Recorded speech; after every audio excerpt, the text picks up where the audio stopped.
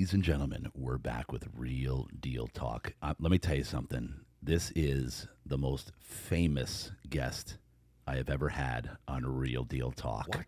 He is an Emmy Award-winning journalist. Never had one of those on the show. They're bookends. He's also an Air Force veteran. Thank you for your service, sir. Thank you. And conservative talk show, the host of conservative talk show, Real America with Dan Ball, which is the #1 rated talk show on the One America News Network. He's a big deal, is what that means, folks. Please welcome the legend himself and fearless patriot, I'll take that. Dan Ball. I'm no Ron Burgundy. Yes, Ron ain't got nothing on you, bro. I mean, minus the stash, we are in San Diego. Yeah, exactly. So let's not keep it classy today. I'm Dan Ball. No. How you doing, man? Fantastic. Thanks for having me on. Now that you're here, I'm fantastic. I feel special because you're saying like I'm the biggest deal that you've had. Yeah. I appreciate that. Thank you. And I had Tony Gwynn Jr. here a few weeks ago. I'm a little deal in the grand Yeah. scheme of media. We're just a little fish trying to swim in a big pond of lion assholes. Ooh, yeah, okay. That's pretty much and we're off. Here we go. I told you I'd be real timid for a couple hours. And No. let's tell my life story. Yeah. So listen. We got to check off the formalities here. I need to go back. Oh, and let me also preface by saying this, folks. I also Dan here. I turned off TV over a year ago. Good for you. Well over a year ago. I do not watch any TV or media at all because I got to the point where I was flipping around and media was just all doom and gloom and fear mongering and just I'm like, what am I doing here? So I literally turned it off. And I also want to say this, man, because I know that you were just on Tucker Carlson's show, right? Mm-hmm. Okay. Did you watch the interview? Listen, I did not. And I debated the entire time when I knew you were coming on. I'm like, should I go? Because I don't like to be influenced in any way prior to my show. I love digging in the way that I like to dig in and really ask a lot of questions because I'm fascinated by everything. And by the way, the reason I turned off the media is because I know that it's corrupt. Yeah. And good for you. Okay. By the way, Tucker told me in the interview, not to burst your bubble or give you any spoiler alerts here, but he has not had a television for almost 10 years in his house. Really? Yeah. Him and the wife don't like television. All of his sources come through text messages, phone calls, emails. That's how he gets all of his information. He barely ever watches television. Well, it's crazy. We love the TV. I mean, we have one like a 70. It raised me. We have a 70. Right. We have a 70-inch in the bedroom. Right. But it's big. Mine's 55. Wow. Yeah. Look at this. Wow. See, you know what I'm talking about? You had to go 70 in the bedroom. Yeah, I did. Yeah, it's absurd. We can make jokes. It's absurd. Okay. I know where you're going. Yeah, never mind. Right. So, but we watch Netflix series and movies. Me too. That's it. That's it. Yes. Right. And there's some really cool stuff on Netflix. I don't even know what. Am I I supporting something bad all my here? stuff, and I get text messages as well and emails. That's where my sources come from, and then I go out and seek my own sources, and I will read and watch multiple sources from the minute I wake up, 6:37, because I can't sleep. I get 5-6 hours a night, and then I get to the studio, and then probably another couple hours of research, literally, and then my office is filled with big screens everywhere of all of the lying mainstream media a-holes. And so I've got that up there so I can see their what they're called lower thirds, their lower chyrons, and what they're covering on the volume up. It'd be so annoying I'd want to shoot myself with all those liars. Anyway, so I have all the screens up, and then I have the text messages going and the emails, and then I'm researching on social media and looking at articles and stuff.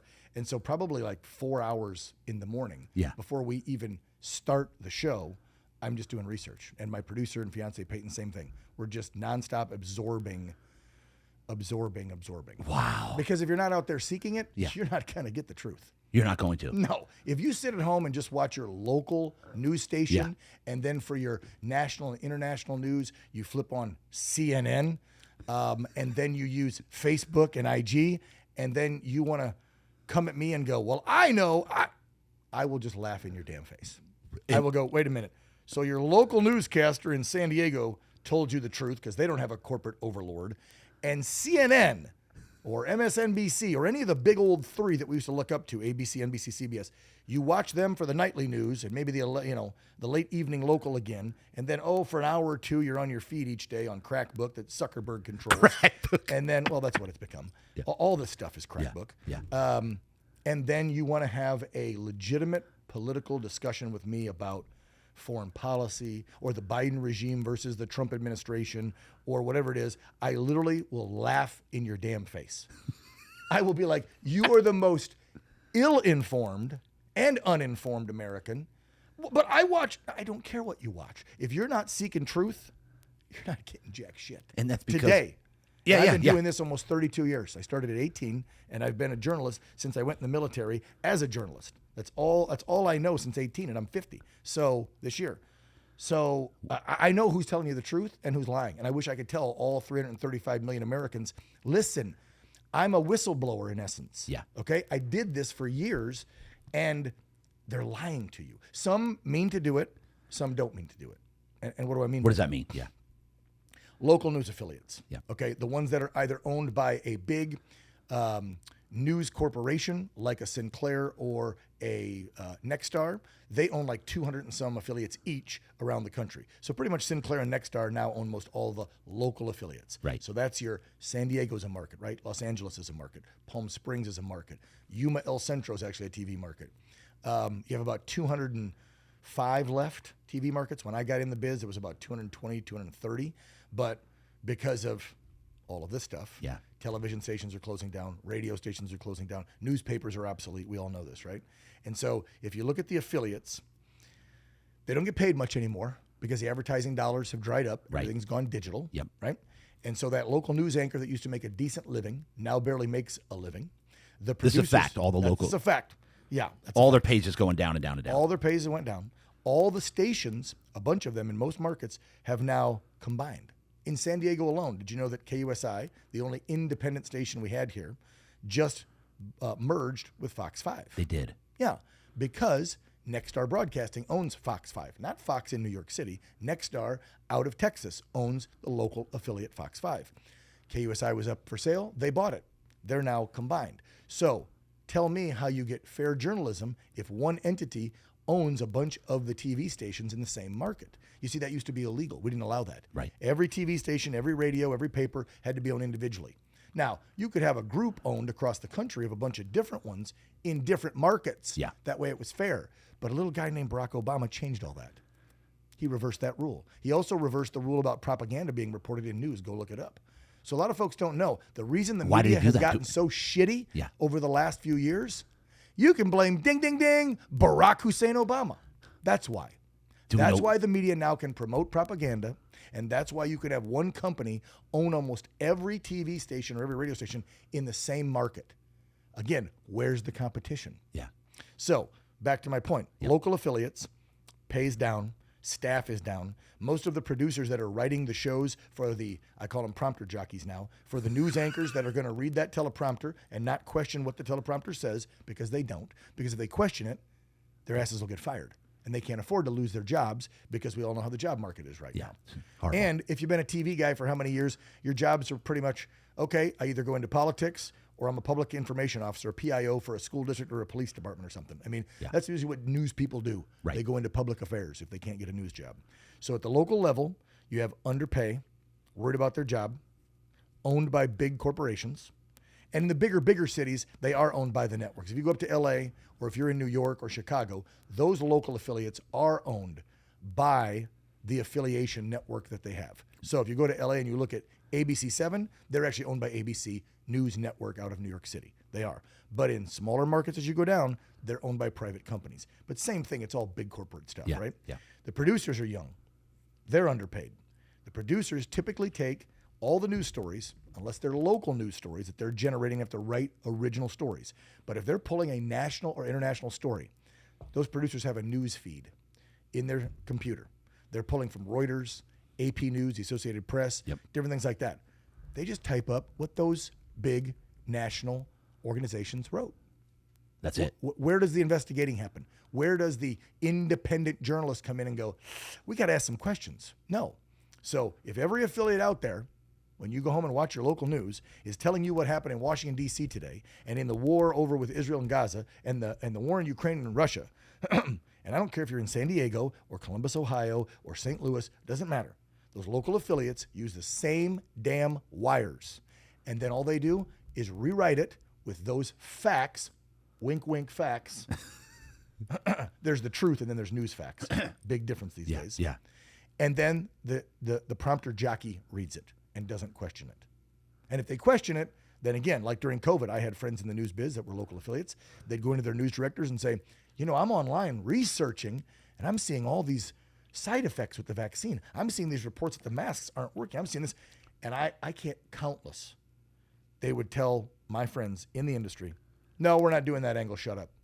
Or with the border crisis. I know we like these happy stories of the mom and the 2 kids from Venezuela or Ecuador that, trekked the 1,000, 2,000, whatever miles. And, it's a pull at the heartstrings, sad story. But I'm seeing all this about gang members coming in and terrorists and people from Pakistan and Iraq and Iran that hate us and China. And they're like, shut up, that's not the story we're telling. I've literally had anchor friends tell me that in this market and others across the country. I went into my news director, that's the boss of a newsroom, and I've said, can we do this angle? Can we do it? I'm seeing, and no, that's not what we're telling. And so So that's the local level. We didn't even talk national yet. That's your local news today. Now, when I got in the 90s, way different. Way different. We still pulled national stories from wire feeds, but we did more investigating and looking into it. Right. And we did more local news. We had bigger crews. We had a bigger budget. And so you would actually be out in your community looking into things, researching, investigating, journalism, asking questions. Right. Now, so many journalists, they go out to a press conference with a bunch of politicians and they stand there and listen to the BS being read off from a press release. Then they're handed the press release. They fire a few questions off at the rope line or wherever they're doing to the politician. Then they go back to their newsroom and they have to bust out a 1:30, 2-minute story quick for the evening news to show you what that politician said, like, let's say, Mayor Todd Gloria here in San Diego. But that's it. You know what I left out? They didn't go out and talk to other people, investigate, find out if what the mayor just told them was accurate. They report what he said as if it's the truth. Right. Not the facts that he gave you on his talking point sheet. Big difference between facts and truth. We talk about it at church a lot. Yeah.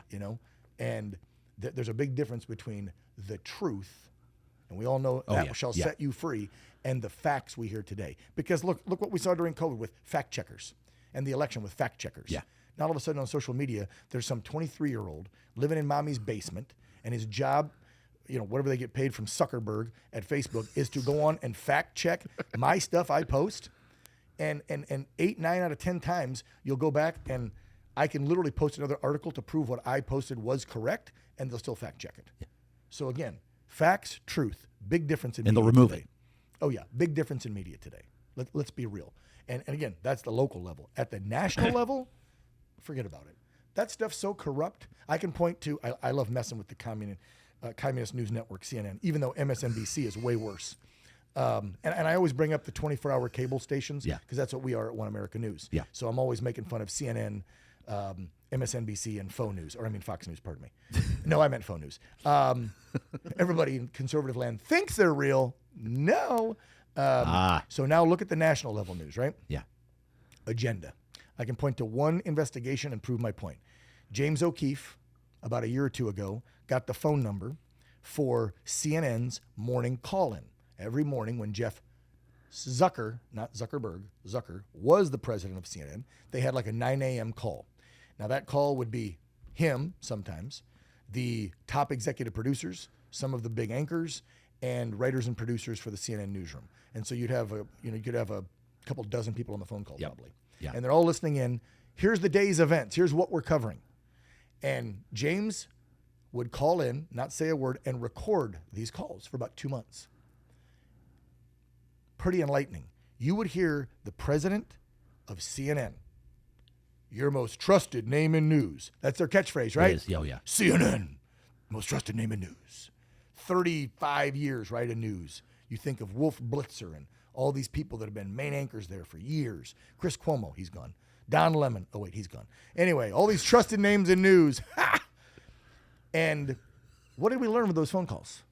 We learned that a producer would chime in and go, well, this is happening today. Do you think we... No!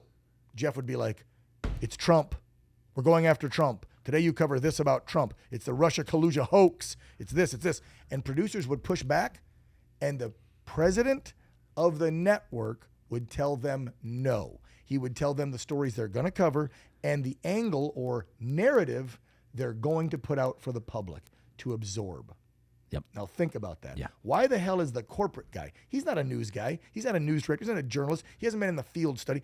He's a corporate lackey that works for the board, right? So the president of CNN is telling journalists in this meeting every morning, here's what you'll cover and here's how you'll cover it. Unbelievable. That's not journalism, folks. It's not. That's corporate lies and bullshit. And that's what happens in corporate newsrooms today at the national level. They have an agenda and they spew it. And the majority of the networks are all to the left. The majority. Oh my gosh. What in the entire country? What's the total percentage? If you start looking at all media, newspapers, Yeah. radio, and television, and you look at national, okay, and large organizations, LA Times, New York Times, those are local papers, but people read them nationally. They read them globally. Yeah. So let's just talk those bigs. I'm not talking local affiliates because their hands are tied. It's not like they're trying to do it on purpose. Right. Their hands are tied. Although some journalists, I call them activists, they do it on purpose. They do push their liberal narrative. But at the corporate and big time level, I would say somewhere around 90 to 95% are liberal. And I only reduced that from what I used to say, which was about 98%, is because over the last several years, more independent journalists and conservative media outlets literally coming out and claiming, we're conservative media, the place I work, have popped up over the last few years because people are starving for it and looking for it. Because what did you tell me earlier, I think, before we went on? You stopped watching news a year or so ago, right? Yep. Okay. So you're not alone. Millions of Americans have actually seen through the BS. Not enough yet, but millions have. And now they're seeking out other sources. And so because of that, you have the rise of independent journalists like James O'Keefe, like a guy I use sometimes, Nick Sordor. There's a lot of independent. Yeah. They do crowdfunding and subscription-based stuff on their X or whatever, and they grab a camera and a mic, and they hop on a plane and they go to the border. And they're there with no agenda, no corporate a-holes telling them what to do, and they're just like, where are you from? Did an NGO help you? Oh, yeah. Oh, the NGOs are getting paid. Oh, and they told you right where to walk through the border. Oh, wow. And then somebody picked you up and took you to Chicago. Wow. Like, you're getting the real deal. Because when you watch the networks and the local, it's, here's Maria and her two sons, and they were persecuted in this country, and feel sorry for them, and let's pay all these millions for this. But then the independent journalists are down there going, by the way, here's 110,000 Chinese nationals in their early 20s, fighting age, that we just allowed in. That's a fact, by the way. There's hundreds of thousands. Yeah. But so people are seeking the truth, not the facts. They're seeking the truth. The truth, yeah. And you have independent journalists stepping up, and then you have the growth of other ones. OAN, before they started censoring the hell out of us, which we'll get to later, I'm sure. Yes. OAN, Newsmax, Right Side Broadcasting, Real America's Voice, Gateway Pundit, Breitbart, all of them have grown over the last, not even 4 or 5 years, I'd say even a little bit longer than that. Yeah. And then you have all these independent single journalists out there as well, reporting on social media or starting YouTube pages or whatever. So I used to say 98, now I'm like 90, 95, because a lot of conservative media and just independent journalists have popped up over the last few years because of all the lying done by the mainstream and because there's a need for it. You don't do something unless there's a need, right? Supply and demand. Yeah. Well, we're supplying you with it because you're demanding it. You left traditional media because you knew they were lying to you, right? Correct. Yes. So it's turning. It's not turning fast enough for me, and it's still lopsided. I mean, it's still, So what? 9 out of 10 all liberal. Let's be real. Yeah. So what do people do? Like, obviously, they tune into the stations that you're talking about that are actually truth. Seek truth. Yes. If you want to be a responsible American, if you want to vote, please don't do it uninformed. Yeah. Please go look for answers to stuff. That's the problem I have with people. and that's how I get into big arguments. I just found these things called spaces on X. I don't know if you know what they are. I mean, we're over 50, so I guess we're old. Yeah. But anybody under 30 knows what spaces on X is. And Elon was smart for creating this. It's like the public square digital. So if you have the check mark, you can host a space. Right. You can bring in 1 or 2 co-hosts. You can have about, I think, 8 to 12 speakers at once. But the audience can be thousands. I've been in a space with 200, 2,000, 20,000. The other night, 113,000. Wow. Got in one. I didn't host it. Somebody else was. But I do them enough now that when I jump in, they'll see me and they'll bring me up as a speaker. Yeah. The host controls all the mics for everyone. They can mute them. They can mute one. They can do whatever they want. But you literally can have thousands of people in a digital public square debating and talking about ideals and issues. Wow. It's crazy. I've got on and had arguments about the war in Israel back and forth with, anti-Semites. I've got on there and talked about why we shouldn't be funding Ukraine with people that are diehard flying the Ukraine flag over the American flag. Idiot Americans. So there's a lot of idiots on there, but there's a lot of good people on there. But what's interesting is I get on them, and I've had a couple instances where at the end of a 1 hour, 5 hour, whatever space, sometimes they last for hours. Wow. And people come and go, so the numbers change. I've actually turned some minds. People have been like, I didn't see this phone call. I didn't see this space going this way when I got on and saw you in here, because I know you're that One America News, right-wing, Trump-loving, MAGA cult piece of trash guy that I thought I would hate. And 2 hours later, they're like, wow, you're not as big a jerk as I thought. And you made some good points. And I'm going to go look into this. So I commend Elon for creating spaces on X, because while it's not journalism, it's a new way for American people to discuss what's in the news, what matters to them in headlines, and independent journalists and whatnot use them all the time to put their stories out there. You can get in a space, start talking to thousands of people, and there's a thing up at the top of the space called the nest, and people that are the speakers or whatever can put articles and pictures and headlines up in the space for everyone to go see.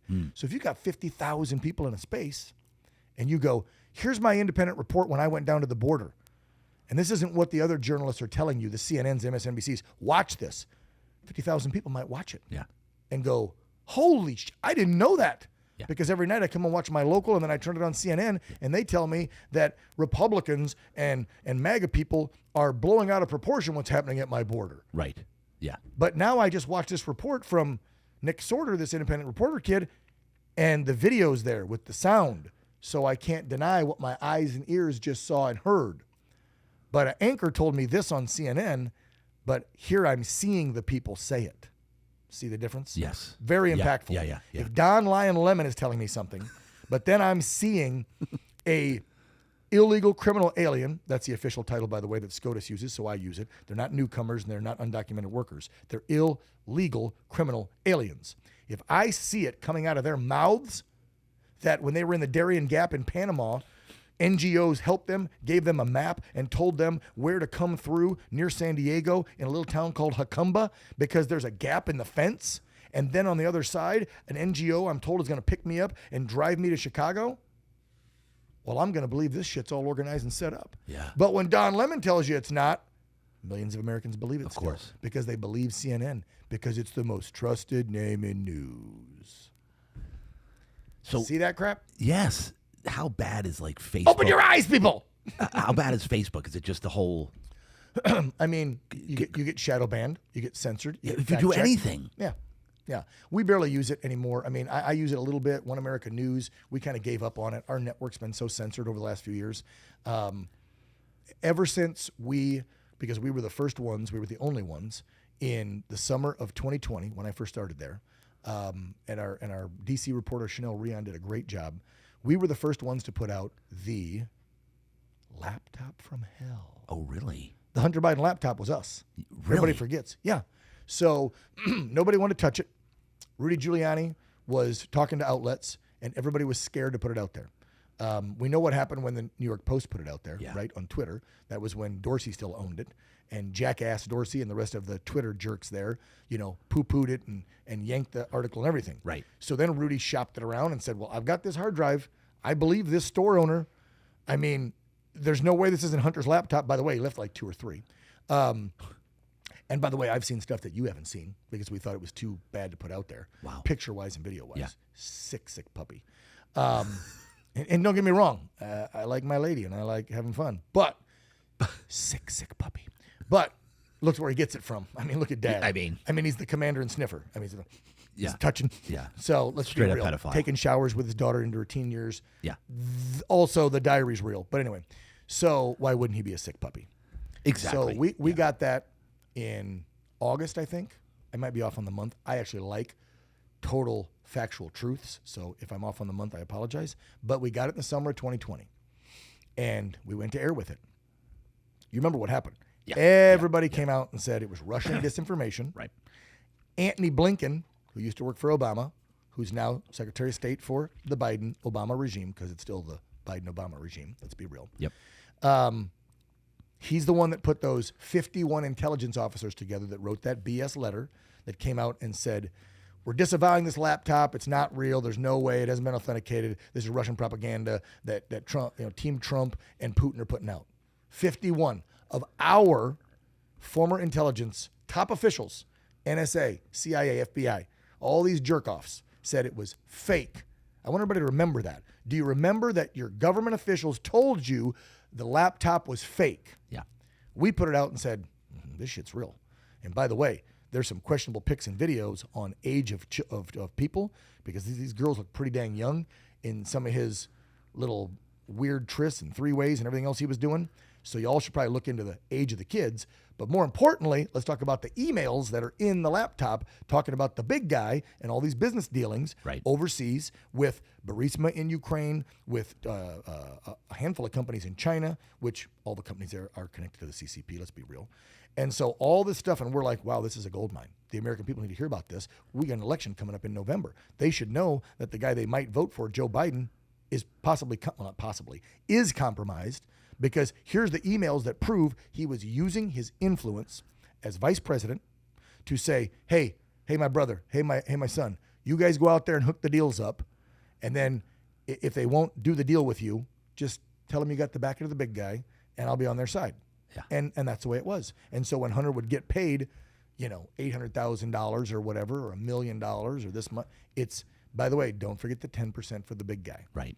There's meetings, there's dinner dates where Joe showed up, there's White House logs where Hunter or his business partners showed up when he was VP. There's proof and evidence that back all of the laptop findings up. Yet, how many years, all of 2000 when we dropped it, all of 2021 rather, I think it wasn't until 23 last year or late 22 when the FBI actually verified and said the laptop's real. So think about that. Think about that. For why over did they 2.5 eventually say years, that? right? For over 2.5 years, they told the American people that a laptop that contains information about a sitting vice president and now sitting president, if you think the election was real, we'll go there later, and legit, they told the American people it was fake. So we didn't know, well, we did, but millions of Americans thought that it was fake, that Donald Trump and MAGA right-wing Republicans made it up. So now what does that do to the psyche of the American people? This side lied to me about sweet old JoJo from Scranton. Screw those liars. I'm going to vote for Joe. He's a decent, honest man, and Team Trump lied to me, and they're just trying to tear his son down. No, ladies and gentlemen, no. His son is a piece of shit, period. And I almost feel bad for him because his daddy created him. Right. He's the black sheep. Remember, Bo was the good one. Yeah. He loves Bo. He always talks about Bo, the one that died of brain cancer that multiple times Joe has told people died in combat. Right. No, Joe, we know you have Alzheimer's. Please go to the home. Bo was the good boy. This is the black sheep. The black sheep was used to enrich JoJo and keep the whole family rich.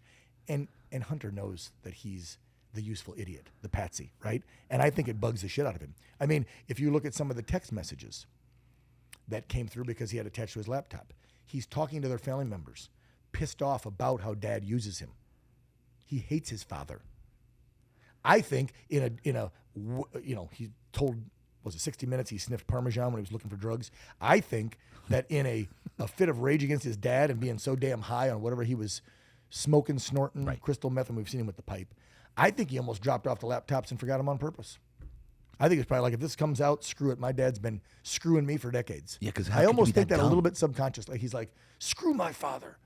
Because I feel bad for him. The guy got used by Dad. He's being used right now. You know?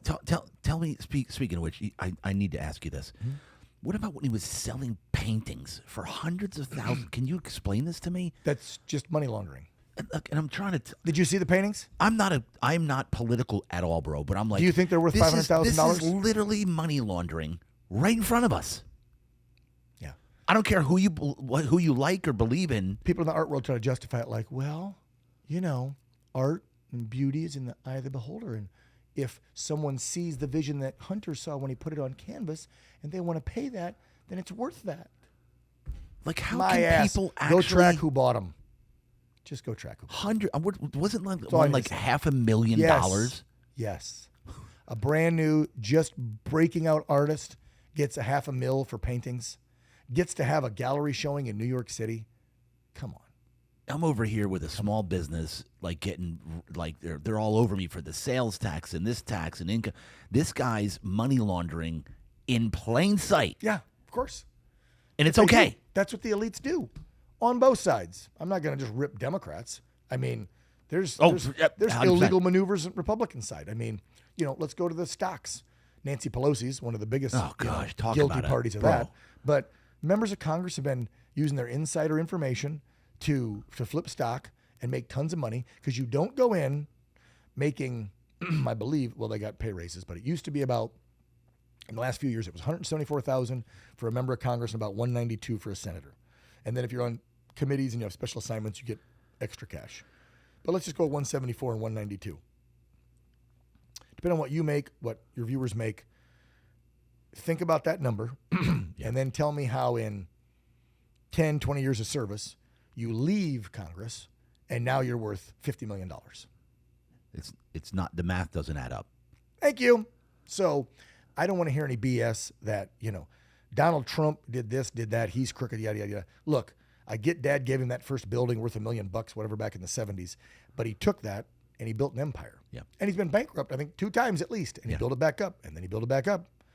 And he was never in politics. He didn't get insider information.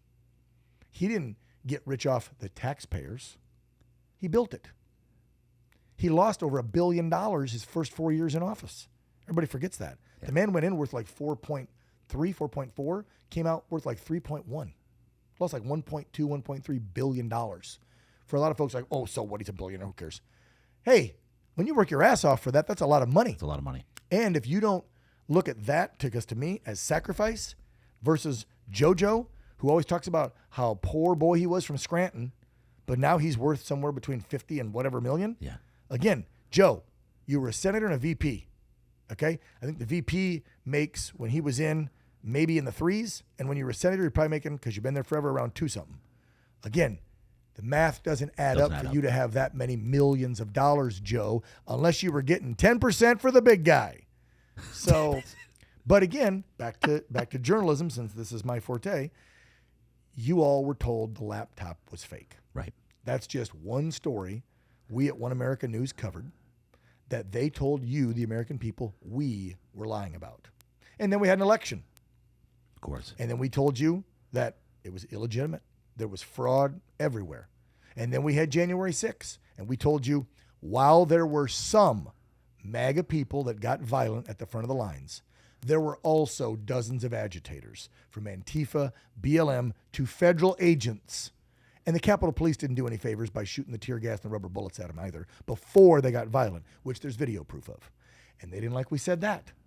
And so after we reported on the laptop, the election fraud, and January 6th, what happened to One America News? Because what happens when you're a truth teller? Yeah. We got censored to high heaven.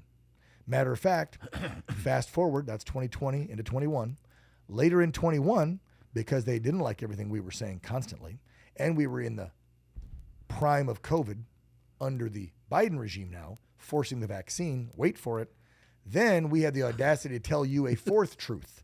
So keeping track here, we told you the truth about the laptop, the election, January 6th. Then we started telling you the truth about COVID. because we all locked down, about March 19th, 2020? Yep. And we were all scared. We all didn't know a lot. Yep. But by the end of 2020, we were learning a lot more. And by the time Biden took over, we knew a hell of a lot more about the virus, about the masks, the lockdowns, the social distancing, and all the BS. And then when you get the Biden regime in, and they're pretty much demanding you take it. Yes, there was never a federal mandate. I know I never said there was. We never did. But when you're using words like, we're going to have a winter of death if you don't go get it. Yeah. You're going to kill your fellow American. And oh, by the way, you can't be in the military if you don't get it. First responders, frontline doctors and nurses if you don't get it. Airline pilots, school teachers, you don't get it. You don't go back to work. You're pretty much mandating it without mandating it. So don't give me this bullshit like, it was never mandated, so people are getting sick now from the vaccine. It's their own. No. You did it. And the president of the United States got on camera like every week and told you had to do it. Oh, yeah. Even though he didn't sign a piece of paper saying you had to do it. So after we start saying that fourth truth, 2 Democrat House members, Issue and McInerney, I think, from California, and 4 sitting United States senators, and pardon me, I forget their 4 names right now, but you can look it up. We have all 4 letters. We've put them out there for years on our website. We've given them members of Congress. We're asking for an investigation. These 6 Democrats typed up a letter, sent it to every satellite and cable carrier, and said they should pull One America News off their lineup because we are spreaders of, quote, disinformation. That's 2021.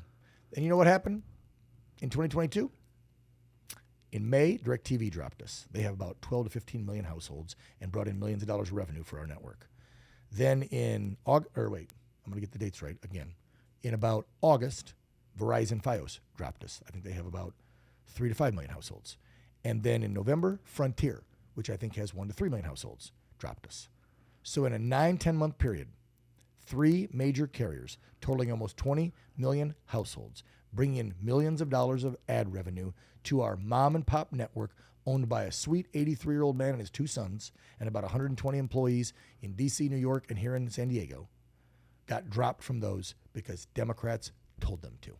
And you know what Tucker told me when he interviewed me about this whole thing a few months ago? Because he was surprised. He told me he was embarrassed. He didn't know what had happened to OAN. Yeah. He thought we just went away. Right. He's like, that's illegal. That's sitting members of Congress interfering with freedom of the press. So pretty much they tore up, pissed, and shit on the Constitution right in front of our faces. And I don't care if you're a liberal, independent, or conservative. You should be mad as hell like me that anyone, left or right, could do that. Because what if we have a massive red wave and we take so much, a super majority in the House, Senate, and Trump's back in the White House, and all of a sudden 6 Republicans send a letter and say, drop CNN from your lineup, and they all drop CNN. Do you not think millions of Americans would be pissed off if they took their CNN off? They would be raising hell. Yeah. Why aren't you doing it for OAN? Oh, that's right, because you don't like what we said. It's the same thing. It's the same thing when Donald Trump tells you they're not after me, they're after you. If they can silence one news network like they silenced ours, OAN, what's to say 10, 20 years down the road, if a power shift happens, they don't silence a network you like, or they don't silence you? We already know you're getting silenced at the behest of this White House because there's emails proving they were talking to Zuckerberg at Facebook and Dorsey at Twitter, telling them to do what? To push down or get rid of any information they deem disinformation about the COVID vaccine, about the lockdowns, about election interference. The emails are there. Go do some research, people. The White House literally talked with social media company CEOs and top brass and told them, we'd appreciate it. They never gave a mandate. Right. We'd appreciate it if you did this or did that. Well, those 6 Democrats didn't tell them, we want you, you better, we demand you pull away in. They said, we recommend you look into them as being a spreader of disinformation and remove them from your lineup. Okay, think about that. You own a company. Some of these members that sent that letter sit on boards like and committees like the Commerce Board that deals with companies and businesses. Now, you're getting a letter from the federal government telling you should probably do something, wink, wink, without a mandate that you must, and they're the ones that oversee stuff that affect your industry and business. What are you going to do? Yeah. Done. And that's what happened. Yeah. And nobody knows that story. We were Nobody. literally, and then it gets worse. Then just getting us kicked off the platforms wasn't enough. They saw we were still out there. It took months. We had to build all of our own servers and build our own app because we didn't trust hiring an outside party to build the app and then monitor the servers for it. Because look what happened to that one social media site back in, I think, 21, 22, Parler. Parler got on. They didn't like what Parler was doing and saying. They shut them down because they didn't control their stuff. So it took us a while. We had to build all of our own, just like Truth Social. So it's taken so long. Trump and his team's building it all themselves. You can't go hire a third-party vendor in Silicon Valley. 90% of them are all liberal a-holes. Yeah. And if they don't like what you're saying on your platform or your news network, they're going to shut you down. So we geared back up. We got back on with an app. We're still on some other smaller cable companies. We can't do YouTube. I forgot to mention this. YouTube demonetized us. Oh, really? Yep. And mainly the stories they would highlight and say why we're getting yanked. And when we did our third offense, our fifth offense, whatever, it was usually stories about COVID and the election. So we got demonetized there. We had to move to Rumble. We had to build our own app. And then that wasn't good enough for them because they thought we would close down. So what happened? Well, then some of these same Democrat lawmakers took this little ESG pyramid you've probably seen online that rates disinformation news outlets, okay? And as it goes to the top of the pyramid, it gets supposedly worse, and they literally tie it to, like, Nazis. So in their little pyramid, they've got places like Breitbart and Gateway, and One America News towards the top of that. They sent this ESG, which, by the way, is put out by an independent company called NewsGuard. They're not independent. Right. Your tax dollars actually pay for NewsGuard. Go look it up. I think, though, the Republicans defunded or trying to defund them. But NewsGuard's little ESG rating bullshit, they took that and they started sending it to our major advertisers. And they told our advertisers, we don't think you should be associated with a disinformation network like this. And what happened? Advertisers started running too. Wow. So they got us pushed off platforms. They scared away advertisers. Now, you know what's funny? I got a great boss. And Mr. Herring, who moved from Louisiana to California when he was like 12, his dad died. He was the man of the house with other siblings and his mom. Created multiple businesses since he was 18 and made a lot of money. Yeah. Thank goodness. Because when he saw what they were doing to us, and then we got slapped with that same Smartmatic and Dominion lawsuit BS for the billions of dollars that Fox did, he said, we're not shutting down. We're not making apologies. We're not retracting any of these stories. If you noticed, Fox, Newsmax, others retracted their stories on COVID stuff, on the election, whatever. We've never retracted. The only time we retracted was a story the other day about Michael Cohen and a relationship with Stormy Daniels because the source we had turned out to be a liar. And so we retracted immediately and said the source was a liar, and we apologized. And the parties involved actually emailed us, their attorneys, and said, thank you. Because that's what journalists used to do. Yeah. You used to, if you reported something incorrect, you remember the days. Yeah. Back in the day. 20 years ago, 30 years ago, maybe 10. The paper would come out. Yes. Big news article, found out it was wrong, and then the next day or the next week, retraction, update. And they would tell you, we got it wrong. The source lied, this, da. That's journalism. You don't always get it right, but at least have the integrity to say you effed up and then tell them the truth. Right. One story we retracted. The 4 years I've been there, I think we had to retract one story that I can think of. But all the other ones, no. Didn't apologize. Built the app, kept going. Now, you know what? It's 2024. It's May 2024. Advertisers are coming back. We are working new deals to put our signal out there, and we're not going anywhere. They tried. They tried to shred the Constitution. Yeah. Kind of like Nancy Pelosi shredded a sitting president's State of the Union speech, which, sorry, I think, and I'm sure I'll take heat for this one, the Sergeant at Arms, when they saw the disrespect of her ripping up this is a formal document, by the way. You know that, right? Yes. When the president has a State of the Union speech, that typically goes in the archives. That was that president's State of the Union for the state of our union that year. That's a National Archive piece. Not that one he read, but an original. She ripped it up. If I was the Sergeant at Arms, I would have cuffed that bitch and thrown her in the jail. They have a jail at the bottom of the Capitol building to hold people. I'd have put her in jail for a couple hours and said, think about it. Seriously, shredding a sitting. Could you imagine if a Republican did that to Barack Obama when he was in? Remember how much people pissed and moaned when somebody booed him that one time? Oh my God, decorum. How could you yell at our savior, Barack Hussein Obama? She ripped up the president's speech, a State of the Union. It wasn't a speech he was giving to some truckers or union guys. Yeah. It's a State of the Union for all Americans. But see, they don't care. No. They don't care about rule of law, about the Constitution. That's why they don't care about that little pesky thing, that first one, that those guys in wigs in their 20s, think about it. Those guys were only in their 20s back then. Yeah. The oldest one of them was like 35 or 40, right? Right. Talking about founding fathers. These guys were smart enough back then to know the number one thing you're going to need is freedom of speech and freedom of press. Somebody said this the other day to me. They said, name another profession in America that's protected by the Constitution. A profession. The press. That's the only one. Yeah. The founding fathers were smart enough to know we need the press to be the fourth state to keep a check and balance on the other three a-holes in Washington and the ones in your state house and your local city hall. That's why they gave us freedom of speech to go along with freedom of the press, so that you can air your grievances as long as you do it peacefully. It also says there, peaceful assembly. You can air your grievances with your government peacefully. You can say whatever the hell you like in this country in the public square, and the press can report on whatever the hell we want. That's the way it's supposed to be. Supposed to be. It's not that way When you anymore. first got involved, It's not that way anymore. 30-something years ago. Yep. Like, at what point along that journey did you realize things, wait a minute, something's wrong here? Yeah. You may have touched on it earlier, but let's go Nope, back. I didn't.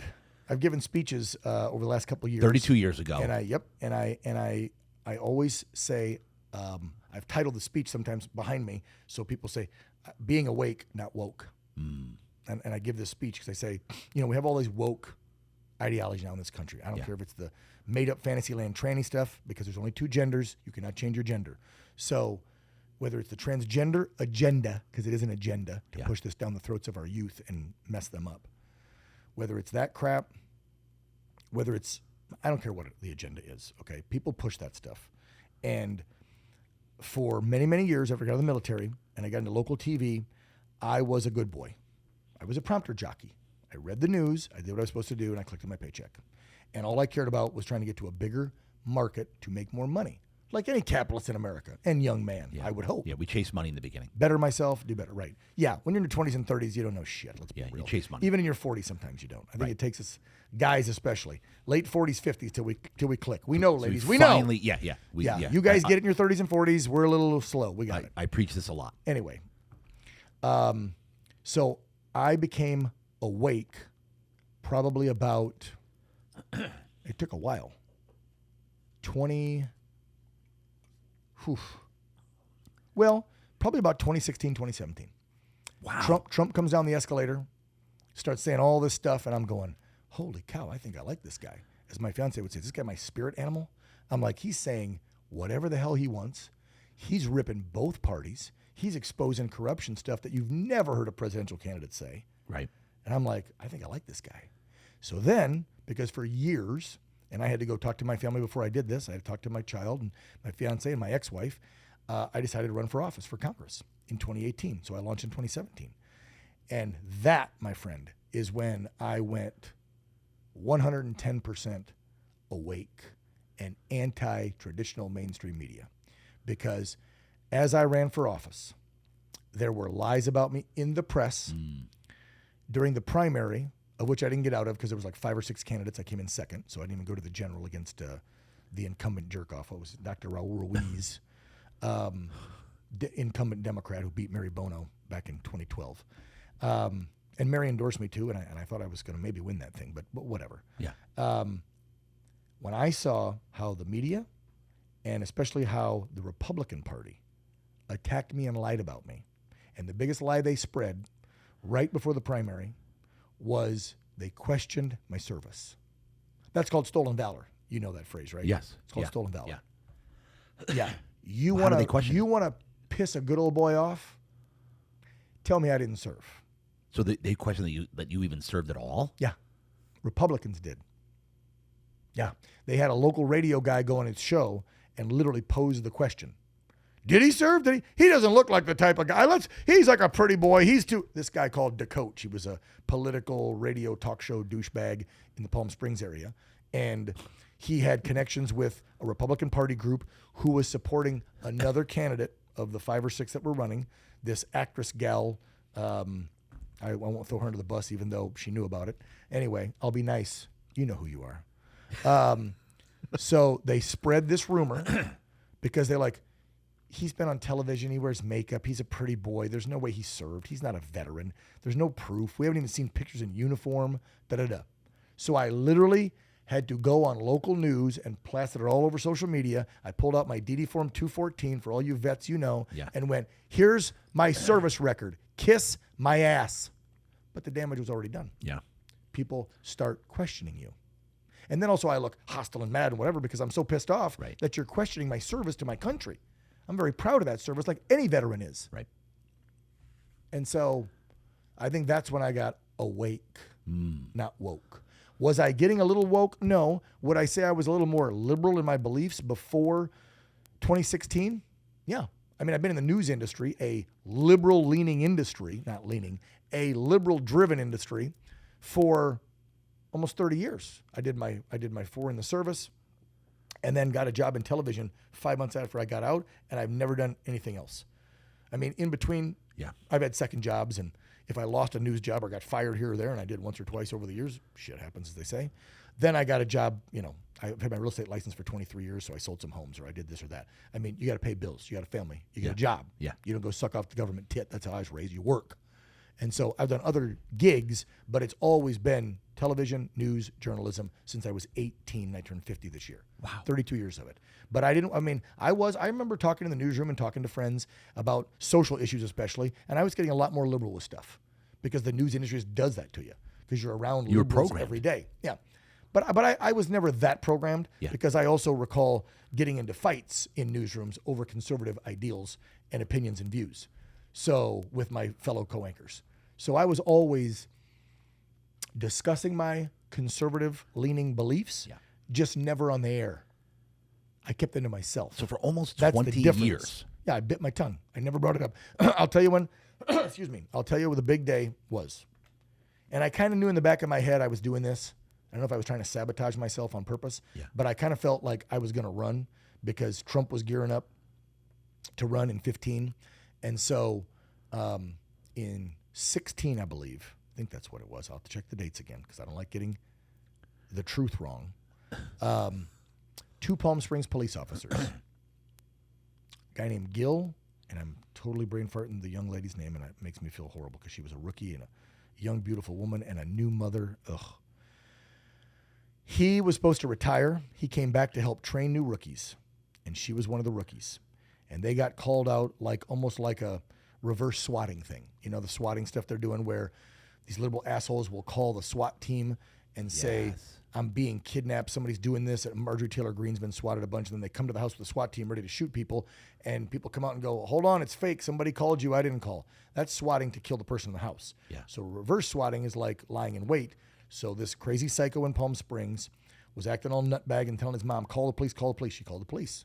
When these 2 officers arrived with no big SWAT team because they just thought they had a mental case here, gun out the window, gunned him down, shot him, killed him in cold blood, both of them. Then a standoff ensued for hours. They didn't get him out of the house till like 1 a.m. I covered it all that day. Yeah. I was doing morning news in Palm Springs. When the news broke, I left the set and I went over and I stood there until they brought that piece of shit out at whatever in the morning for 7, 8, 9, 10 hours. And then I met family members days after, met Gil's brother, met people still in touch with some of these people today.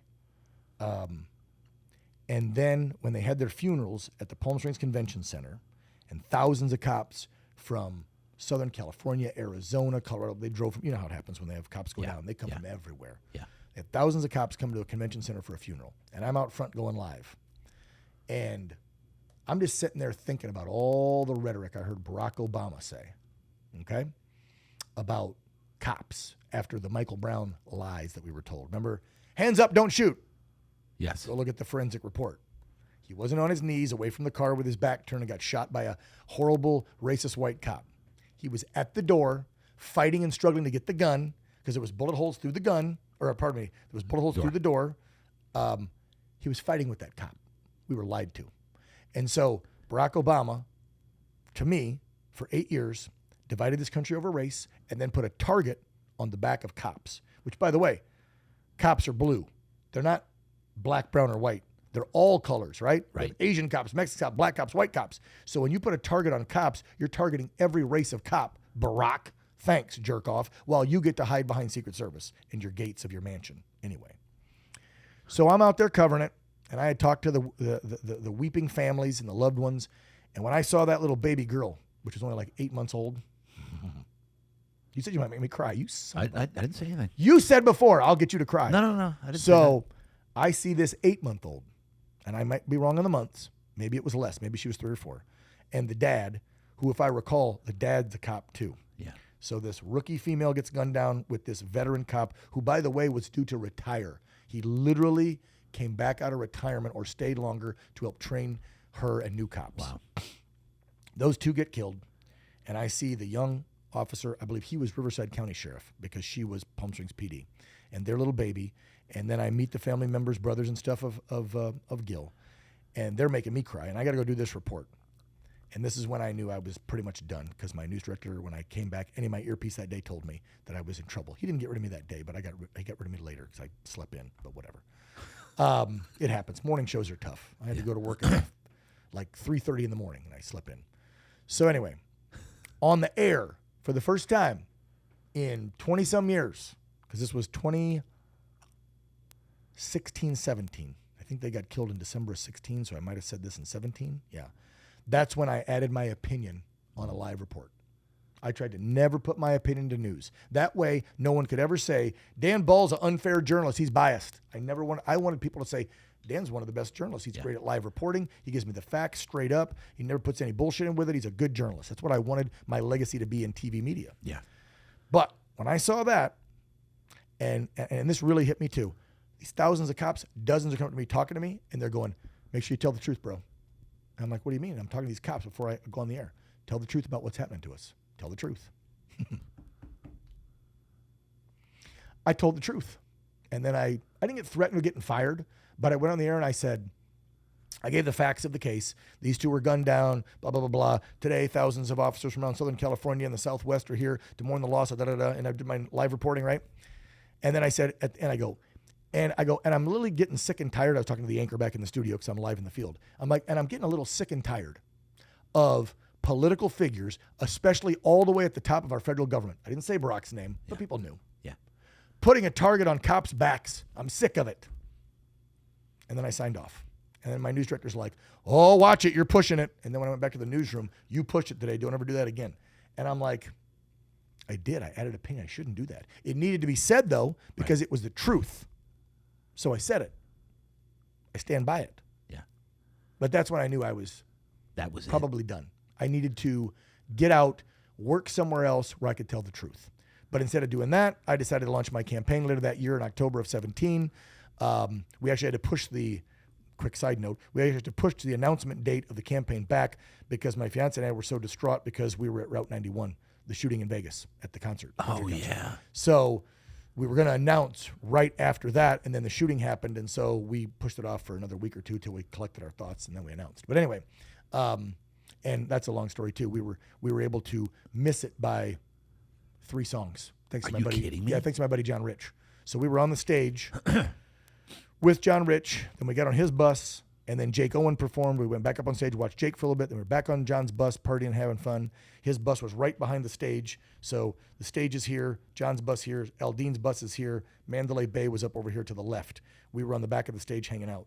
When Aldean started, I was watching the first song, and then I saw John's bus pull towards the gate, and my fiance was on board, so I ran over to the bus, and I was like, hey, and I get on, I'm like, where are you guys going? I'm like, we're going down to John's bar, Redneck Riviera at Bally's. Do you want to come? And I'm like, I haven't seen Aldean perform for years. I want to watch him. And my fiance is like, she was having fun with Kaya Jones, the former Pussycat Doll, and some other friends we met that night. And she's like, I'm going to go to the bar and have fun. You can come or Uber down. And I'm like, I think I'm going to stay. And then she was like, no, you know what? Come. And so I'm like, all right, I will. And I literally walked on the bus and we pulled out song 1. I believe he fired on song 3 or 4. You're kidding me. Yeah, we missed it by minutes. Thanks to my fiance saying, get on the bus. Because she wanted to go. She wanted to go hang out with Kaya and the band, and because John went and performed. It's funny, we went down there, they set up their gear and getting ready to perform, and then we see all the sirens and everything going, and yeah. How did you know? Like, how fast did so you? JR's road guy at the time, Davey, he was a Navy vet, and he knew I was a vet, and he knew that I used to work in Vegas, one of the markets I worked in doing local news. He said, "Do you have any cop contacts?" My buddy, who's the drummer for Aldine, is texting me saying, "Are you still here? Holy shit, take cover. We're being shot at." And so he was getting live text from Aldine's drummer. And so I call my buddy, who was a detective on Vegas PD, because I used to work there. This was years ago. I worked there in Vegas 08 to 13. This would have been October 2017 when the jerk-off killed all those people. And I call him. He goes, "Yeah, dude, all hell's breaking loose. They're calling us all back in. We think we have multiple shooters at the venue. Are you there?" And I'm like, "No, we actually just left." So that's how I got confirmation. And then they told us to lock down. Well, JR's bar was on the second floor. It had those glass roll-up garage doors everywhere. Yeah. And we're looking straight across the street at Bellagio. And so when they're telling us, we think there's multiple shooters and they could be in any casino high up floors shooting down on people, everybody in the bar is looking over at Bellagio going, if somebody's in there, they have direct line of sight to shoot in at us. Yeah. So everybody's freaking out and getting down in the bar for hours. They're in the bar. Now, Jay and I are strapped. We have CCWs. So JR and I are still walking around standing up like, well, we have guns at least. Not that we could take on somebody with assault. Right. I shouldn't say that phrase. I'm a dumbass media. With rifles. Didn't mean to say that. Sorry. I try to correct myself. See, that's programming. Yeah. Assault rifle. Yeah. It's not an assault rifle. It's a rifle. It's only used to assault people when a human does it. Yes. So anyway, that lasted for a few hours. Wow. And that was an interesting night. But did you go back to it? What did you do? Did you just? So we didn't go back till the next day. It was crazy, weird. Like, we're going all over the place, by the way, aren't we? Yeah, we are. This is great. This is how my brain works. No, this is good. So the next morning, because JR and the band drove to LA, they were supposed to be on Jimmy Kimmel the next day, but then they got canceled, but they didn't know it. So they had to get out of there. So like 1:30 in the morning, Nevada Highway Patrol come to the bar and say, we'll escort you out because they're still investigating, trying to figure out whatever. By this time, the dude's dead, yada, yada, yada. And the whole scene's cleared. But the bodies are still everywhere. God. The Las Vegas Strip is closed down. It looks like something from the show The Walking Dead. The next morning, because we had stayed at Kaya Jones's house, and we just met her that night. She was so sweet. She literally, we were called like California refugees. She's like, I'll take you guys in. You can stay with us. So we stayed at her house. And then the next morning, she drove us over, dropped us off on the 15 on the freeway in Flamingo, close to Excalibur and Luxor. We walked across through the back parking lots, through the Luxor, through the Excalibur, through the Luxor, because you obviously couldn't get into Mandy Bay or anything. Yeah. And then out onto the street. Our car was behind the stage outside of the venue. The entire venue was FBI police taped. Whole thing's a crime zone. But what's eerie and freaky is, as we're walking through the front of the casinos, all the cars that were on the strip, driving up to valet, whatever, there's cars that were just left. Doors are open. Things are still dinging. Cops had put a couple cars on little wheel dollies to move cars out of the way. They jack them up. You have the little, those little wheel dollies. Yeah. They put 4 wheel dollies on the 4 wheels and move the car out of the way so they could get emergency vehicles through. There's cars still on dollies. There's doors open. There's bloody clothing everywhere and rubber gloves. There's triage tents, but nobody's there. It's a ghost town at like 7:38 in the morning. It's freaky, dude. Wow. Freaky. Wow. And so we made our way. They wouldn't let us go to the south of the venue to get our car. They said we had to walk all the way around. So we had to walk all the way around by, I'm going to brain fart what that casino is right next to it. It's the one that Which just next to got Mandalay? sold, and they're going to close it. They're going to tear it down now. Flamingo. Flamingo? Yeah, Flamingo, Okay. I think it is. So we had to walk around that one. We had to walk around the back side of the venue. We actually saw the big fuel tanks by the airport with the bullet holes in because he was trying to shoot the tanks and blow them up. Wow. We saw the fence was collapsed down with people's shredded clothes and blood because people were trampling people and running and jumping over the huge fence. They collapsed it down. We saw semi-trailers that were used for venue setup where you could see piles of blood and stuff underneath because people were hiding under the trailer after they got shot. And we finally got to our car and we left. And then we tried to collect ourselves for a week or so, and then we launched. And so we launched the campaign, as I already went through the story about losing. And then after I lost that campaign in 18, I tried to get back into television for almost 2 years. And every time I sent out my resume with that much experience, and I'm a decent reporter, I think, I try not to brag like in my 20s and 30s, be more humble, because we're older guys now, right? I thought I was pretty damn good, let's put it that way. I would get lots of callbacks. First callback. Yep. After the first callback, it's, do you have references? We're going to do a little background check, and we'll get back to you. And for almost 2 years, nobody got back to me. Nobody. Now, why? Well, I have my suspicions, and I think they're pretty damn accurate. let's look at his, because we do this. I was a news director for a while too, so I hired people, so I know what we all do. Let's look at their social media. That's the first thing you do. You're hiring a media journalist, you look at their social media. Right. What's all over mine? Trump, I ran for Congress as a Republican. Yeah. Nobody's going to hire that guy as a news reporter because, as we said, at the beginning of this conversation an hour or so ago, 90-some% of the media is liberal a-holes. They're not going to hire a Trump-supporting conservative Republican. So I couldn't get a job for 2 freaking years. Wow. I did sales. I did multiple jobs. I did social media for a couple companies, and they paid me a monthly fee to do their posts. Yeah. I just did whatever the hell I could do to pay the bills. No kidding. Yeah. It got bad for a while. I mean, during the campaign, because I didn't have a full-time job. I was running my own campaign, grassroots, in 2017 and 2018. I barely could hire staff. I had a finance/campaign manager guy, Mark Trost, great guy, shout out to Mark, who worked for Mary for umpteen years, a good guy. He helped me. And then when we got a little bit of money, we hired a firm out of Vegas, and we had 2 or 3 guys that would help a little bit, and that was it. Otherwise, it was me and my fiance running the campaign. We didn't have a team, an army. We barely had any money. It was grassroots. I would not take any big donor money. I did not want to do any I said, I'm not taking any of that dark money, any of that PAC money. I'm not doing it. How could I talk trash on all those politicians on both sides for doing it and then take it? Yeah. It's kind of like Barack Obama when he ran the first time. He talked shit on Citizens United and the PACs and all that, right? But then when the Supreme Court ruled, instead of going, I think that was a bad ruling, he went, I'll take that money. And on his second run, he got millions and millions of dollars from massive PACs that he said were horrible and ruining America politics. But then he took it. Right. What's that word called when you do that stuff? Hypocrite. Hypocrisy? Yeah. You're a freaking hypocrite. So we were so broke there for 5-6 months that I had to beg some friends of ours to move into their studio, 600 square foot studio.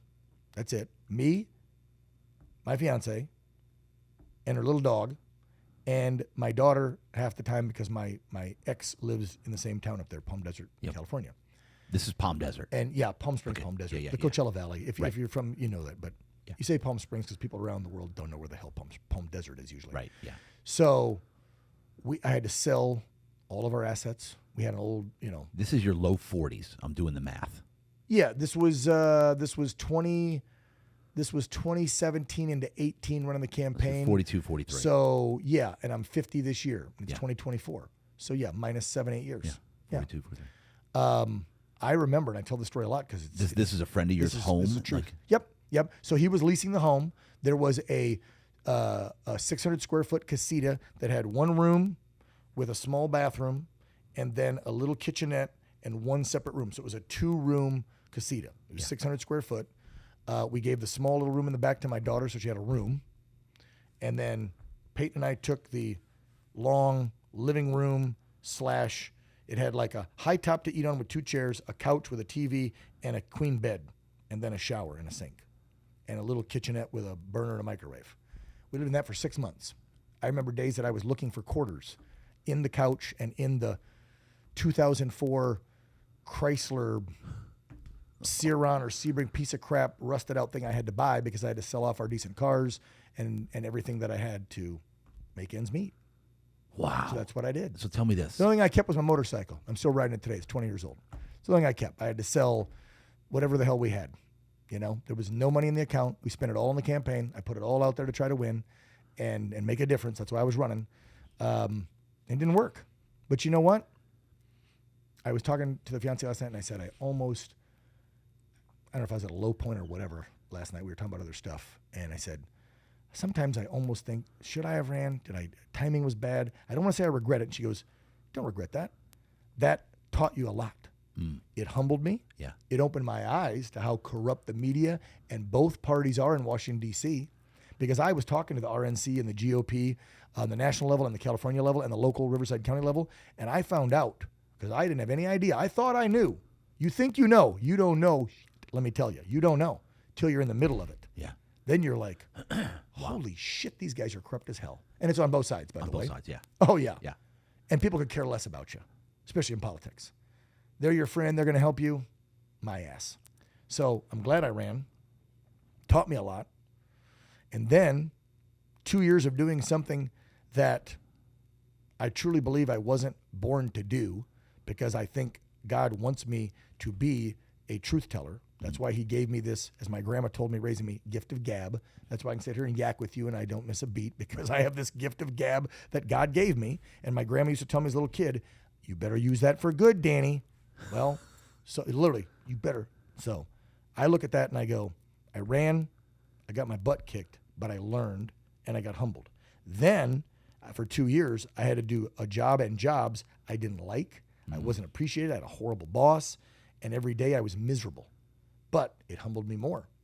Yeah.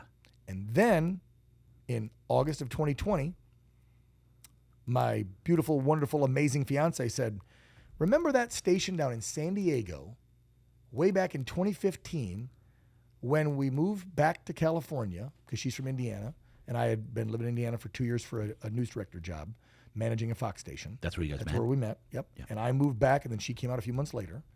She was modeling at the time. She was going out to LA a lot and modeling when she moved in with me in Palm Desert. She said, remember in 2015 when that father and sons duo called you from that, what was that called? OAN, that One America News place in San Diego, and offered you a job? And I go, yeah, but I turned them down like 2-3 times. Because in 15, they'd only been on the air for 5 years. They were calling me about a news anchor job, not a talk show host, which there's a big difference, by the way, folks. We'll get to that in a second. Know the difference when you watch the news. I said, he's not going to hire me, hon. I turned him down twice.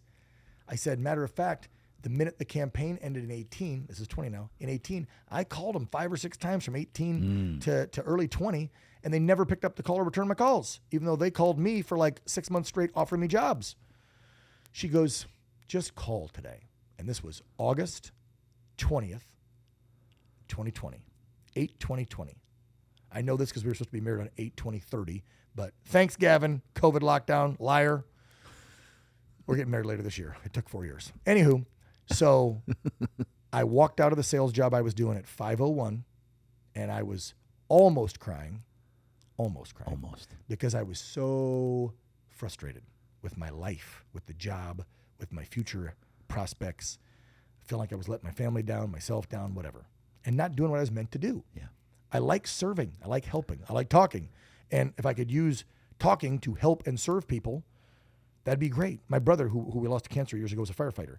And one time I was down on the industry and I was bitching to him and going, oh, I don't like what I'm doing. And he's like, bro, what you do is public service just like me. And I go, Don, you tell me stories about putting your finger in the hole of a 15-year-old on base who tried to commit suicide to save his life, or holding a bullet wound or whatever. You're a freaking hero and you're a public servant. He's like, no. You tell people every day the truth. What the hell's going on? Sorry, I talk about my brother. I got to cry. You son of a... So anyway, I thought about that and I'm like, I got to get back to what I'm doing. I can't do this shit for 2 years, because I thought at that point, after 2 years of sales, that was going to be my life. I literally called Peyton that day and I said, I think I'm going to have to hang up the mic. Nobody's calling me back after 2 years. Wow. After our campaign, 18 to 20. I'm never going to get back in television news. Nobody wants me because, damn it, I'm a MAGA supporter Republican. I'm in a cult. I'm screwed. Because that's what they label you, right? Yes. I'm done. Yeah. She says, call that, and pardon Mr. H, call that old guy down in San Diego again at OAN and see what's up. So at 5:01 when I hung up with her, walking out of the office, I called and he picked up, even though they hadn't picked up in 2 years. Okay. And he's like, who's this? And I said, he laughs when I do his voice. I said, it's Dan Ball. I was calling to see if you have any openings. I know you guys offered me a job a while back. Were you that fellow that rode down here on his motorcycle for the interview years ago? And I'm like, that's me, sir. I rode a bike today to your interview. He's like, well, you know what? I just fired a talk show host yesterday. So why don't you come down tomorrow at 2:00 and we'll talk about it. Could you do talk? And I'm like, well, I've only done news and I want to be a news anchor, or I could be your news director and run your newsroom. I've been a news director too. Nope, I need a talk show host. You got an opinion? I'm like, yep. Come down. So we went down. Well, hell yeah, I got an opinion. It got bigger over the last 4 years because I've learned even more. You need to learn. So we went down, her and I together. It was about a 2.5 hour meeting with him and his sons till like 4:30. He told me to go hang out somewhere and he'd be in touch. So I was like, well, that. Hold on. How long did you meet with him? How long did you talk to him? 2.5 hour interview. 2.5 hours. 2.5 hour interview. Yeah. What was he asking? Can you give me a little? all kinds. Well, the one question that sticks out with me, and this actually came right after the interview when he called me back that night at so my phone died. I remember this because we ended up getting a boat and putting it because we fell in love with the harbor. We'd never been there. We were sitting on the beach in Shelter Island or Harbor Island. Crap, I got to get it right now because the boat was on harbor. It might have been Shelter. And we're looking at the ocean, chilling out. My phone dies. We get back in the car, charge the phone, and we get ready to drive back to the desert 2 hours. And when my phone pops on, I have a voicemail. And I play it, and it's Mr. H saying, give me a call. That's it. So what was your feeling at that point? You're like, oh. Well, he called back quick, and it was a long interview. I'm like, I think I'm going to get an offer.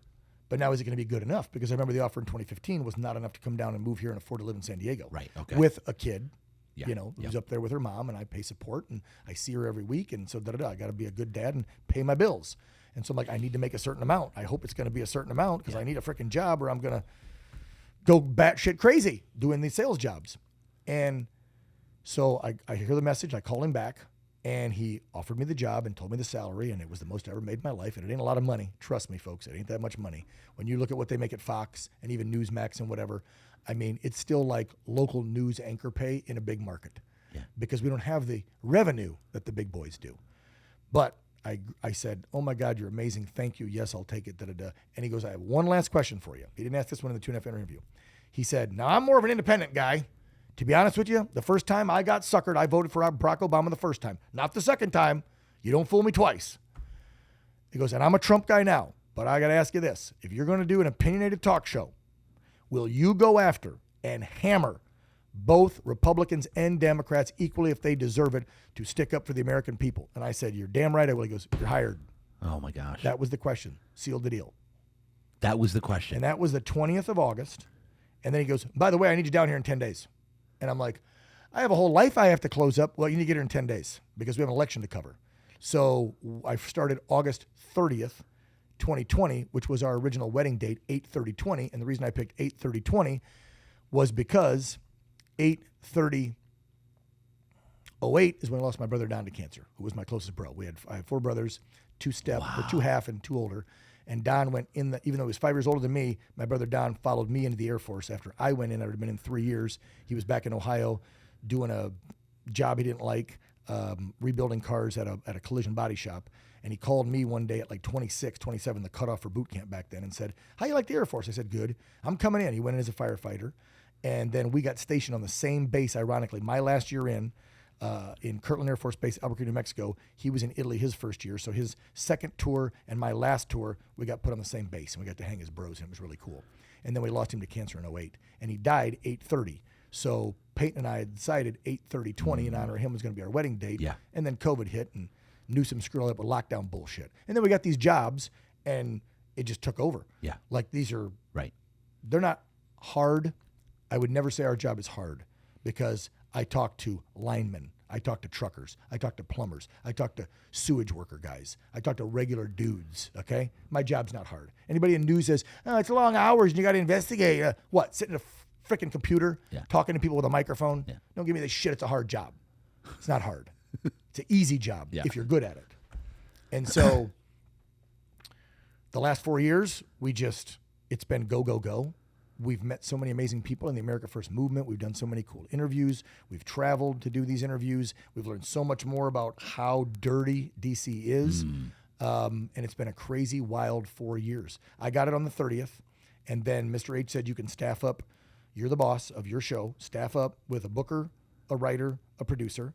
Come up with the name, come up with the color schemes, the graphics. It's all yours. You create it. It's all yours. Yep. So we created Real America with Dan Ball. I hired da-da-da. I got to the booker position. My fiance is very organized, very detail-orientated. I'm not. I'm all over the place. Can you tell? So I was like, honey, do you want to work with me? Not for me. Work with me? Yes. Yeah. The other employees who work for me. Just kidding. So she came on as the booker and did such an amazing job in the first couple of years that just last year we promoted her to executive producer. So she's over everybody and pretty much controls the show with me because as she reminds me, you have ADHD. Yeah. I need to be in control of you. So, your handler. Yes, she's the handler. But I mean, she's locked down, interviews with sitting senators and congressmen, 6 or 7 interviews with Trump. I I mean, when stories break and there's an American citizen out there telling their story of what it might be, fighting a school board, fighting a corporation, we get them on right away. We're sometimes the first. We break stories. She's just amazing. So we've been doing it now 4 years. This September 14th, we'll hit our 4 years. Wow. And I think that's something like, I don't know, is it 1,000, 1,500 episodes? I forget how many episodes, but it's 5 nights a week. Yeah. You know, I was going to say how many. Yeah. It's pretty much, I mean, when people say, what is it? It's very traditional political talk. So I always say we look like a Hannity or a Tucker show when he was on Fox. Right. It's very similar. You have 5 segments, commercial breaks, different guests in each segment, different talking points. I try to make it very diverse every night.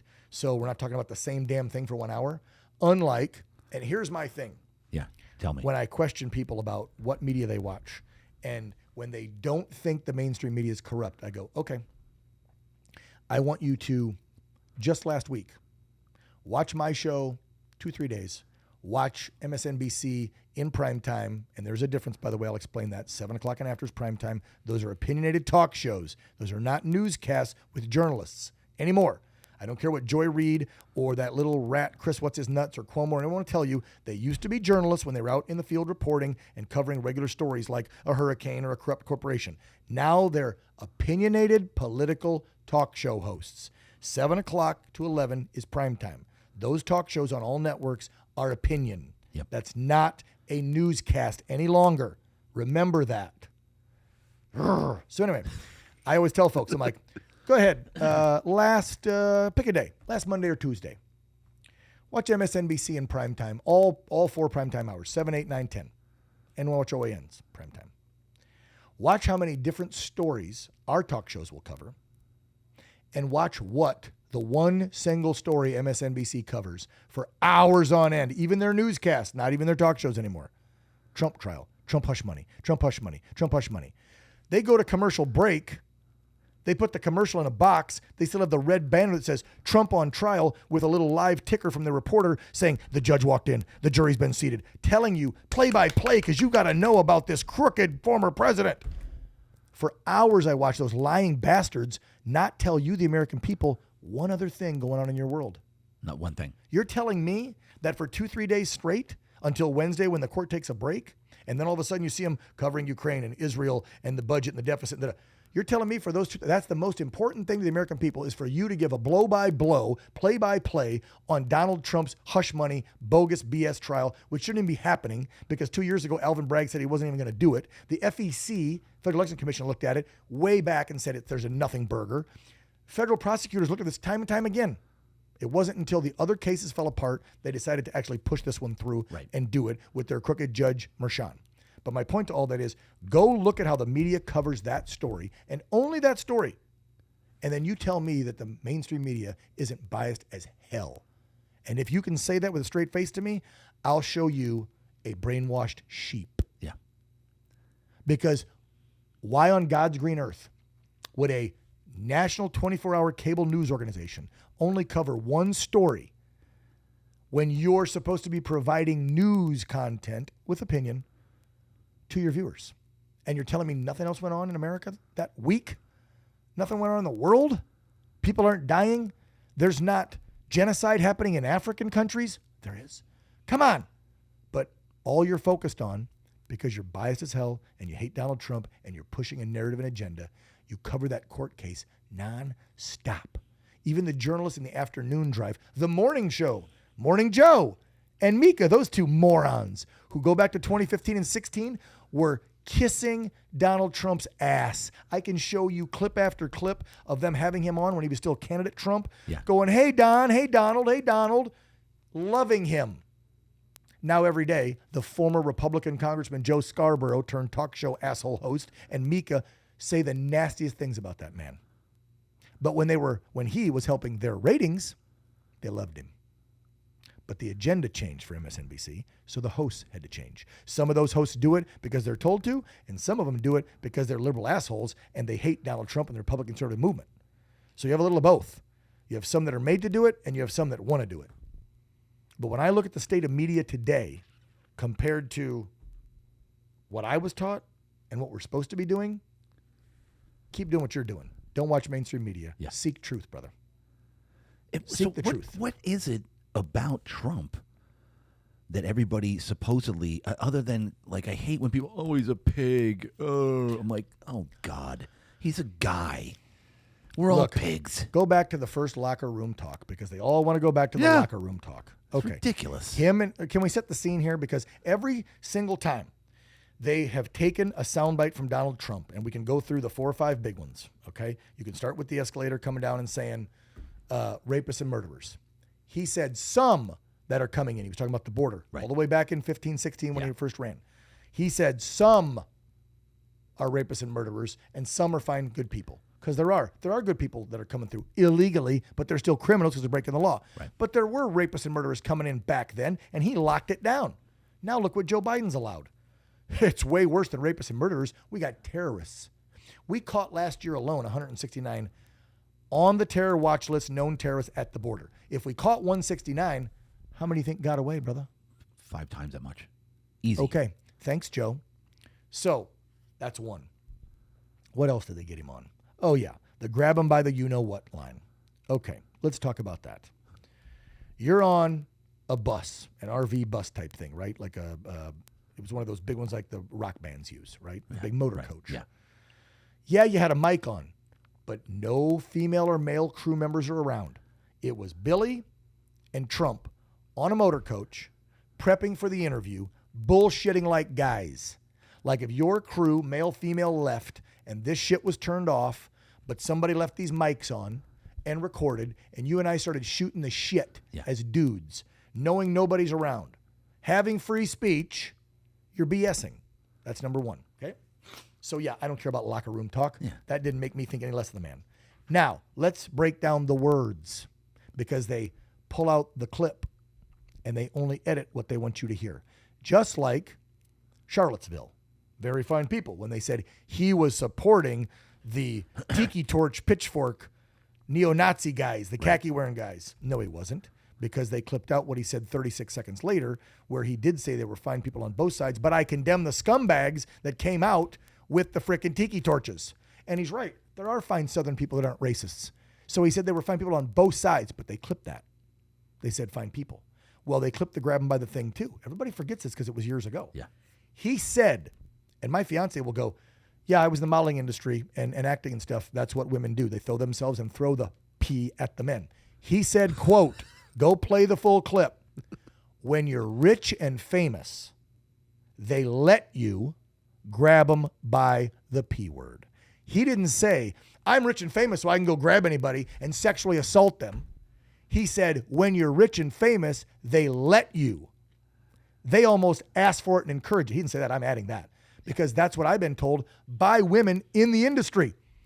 My fiance and some of her model friends, I've seen do it. One of her friends I can think of right off the bat. Now, thank goodness I got a good one who didn't do that because she had the offers and she was like, ew, scumbags, I'm with this guy. But she's got girlfriends that literally, to get their rent paid, to get a new car, throw their pee at the rich guy. Yeah. He's not raping them. He's not assaulting them. He's just doing an exchange. Hey, I want my rent paid for. You can have it. All Trump said was, and you might think it's grotesque and disgusting, he didn't say it to you, your kids on live TV. He was on a bus with a buddy, and he said, when you're rich and famous, they let you grab them by their... That's what he said. Now, is that bad? I'm sure I'm going to take a lot of shit for that. Is that bad? That turned into... No. Because think about how time goes in this capitalist society.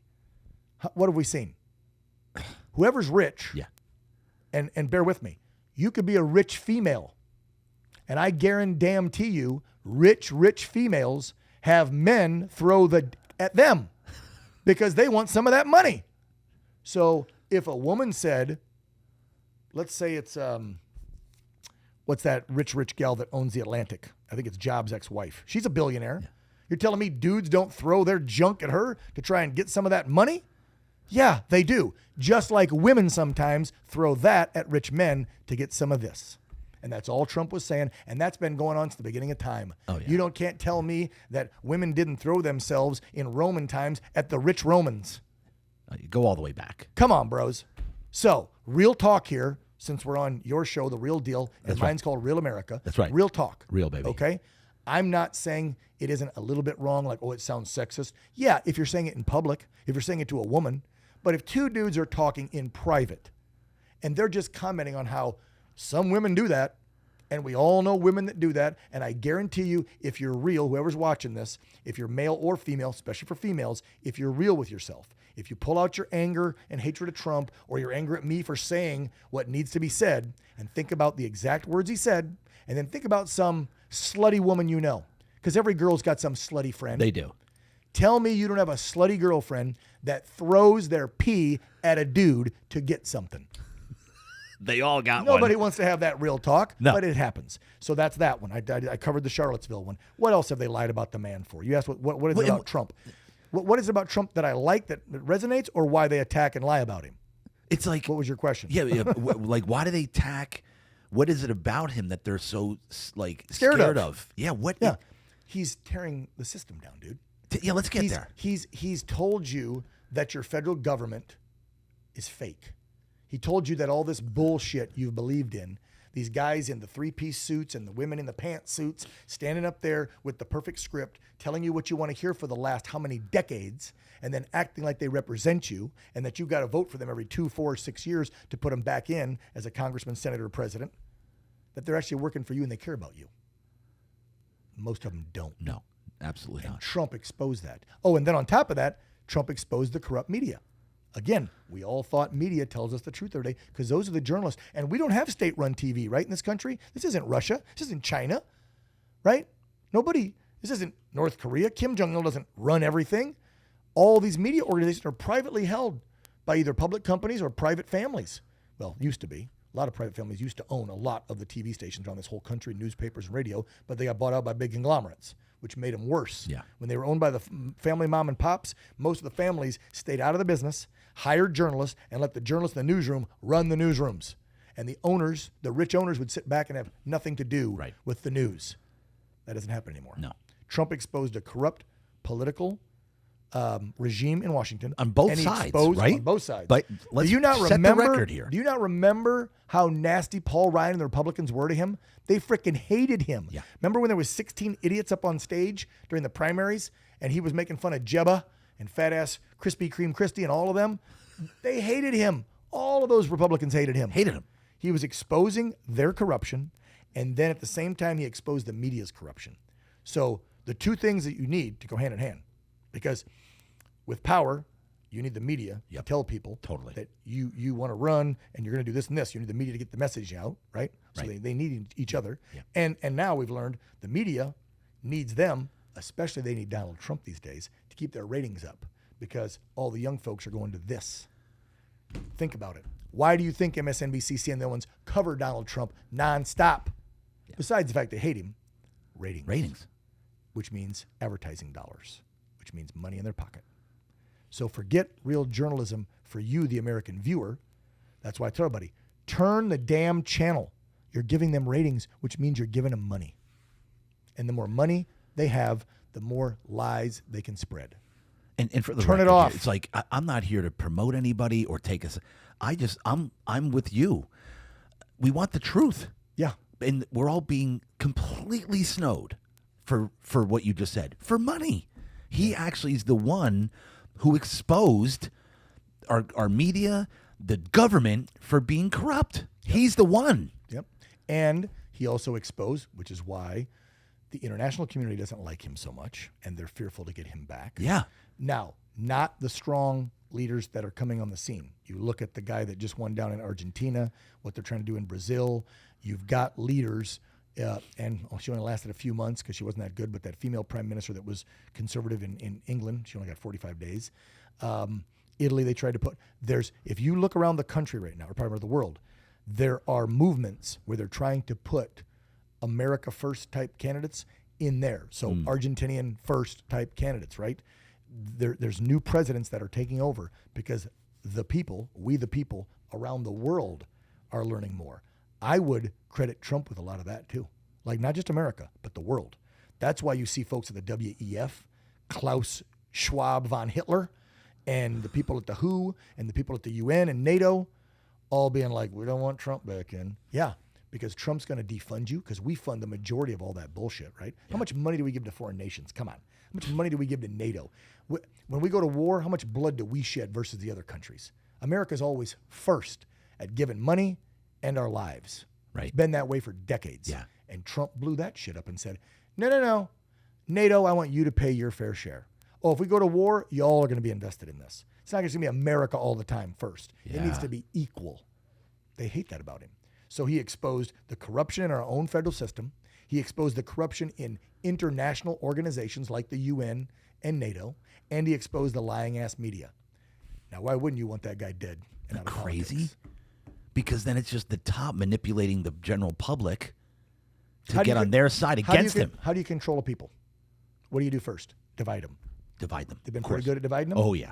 We're divided as hell right now, right? Oh, gosh. I think we're coming together right now because people are finally figuring it out. But we've been divided for several years, right? Okay. Oh, yeah. So we're divided. Yeah. Then what do? What did Stalin, what did Mao, what did Hitler do? You got to control the flow of information. So you control the schools. Look at the woke ideology bullshit from the transgender to the CRT to the DEI. Remember, we all caught on to what CRT was, critical race theory. So they get rid of that acronym. They changed it to DEI, diversity, equity, and inclusion. So you're controlling media. Now you're controlling information in the schools, right? You've divided us. So we're divided up, getting misinformation, the information they want you to get, and then go deeper. They're now working on, by 2035, everybody's got to be connected to the grid with your car, with your home, right? Everything's going electric through what? Solar, wind, yada, yada, but it's all run by them. And you've got to be connected. No more gasoline car, no more gasoline lawnmower, none of that. Everything's going to be electric, and everything's going to be connected to a grid. So now we've got information. We're going to get your power. What's the last thing you got to do to run control of people? Food supply. How many reports have you seen about we're making fake meat out of a 3D printer? We want you to eat these bugs covered in whatever. They taste just as good. They're still going to Davos for the WEF meeting every year on their effing jets, driving their huge SUVs, buying hookers while they're there the whole week and eating caviar and the best filet mignon you can fly in on that jet. But they want you to eat bugs and fake meat made of a frickin' 3D printer. Crazy. So, information, power, and food. If you control those three things, you can control a people.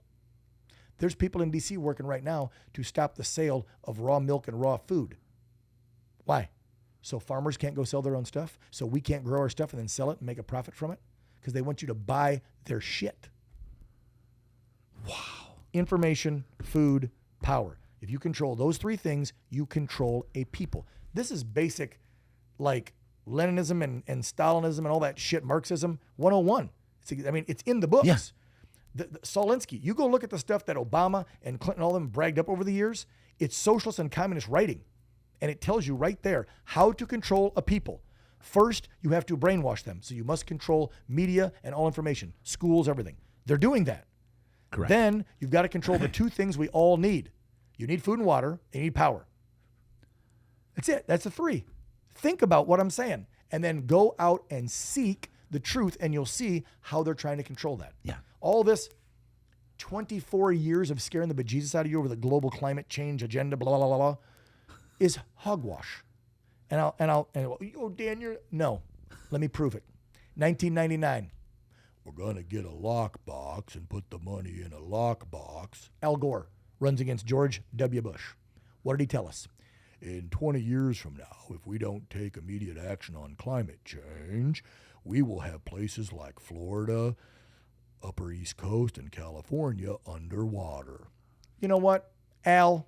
You, Obama, Biden, all of you own beachfront properties in all those states almost. 24 years later, the banks have millions of dollars in loans for oceanfront properties, and you're telling me that climate change is real? You told me 25 years ago if I didn't vote for you over W, these places were going to be underwater by 2020. That's what he said. In 20 years, they'll be underwater.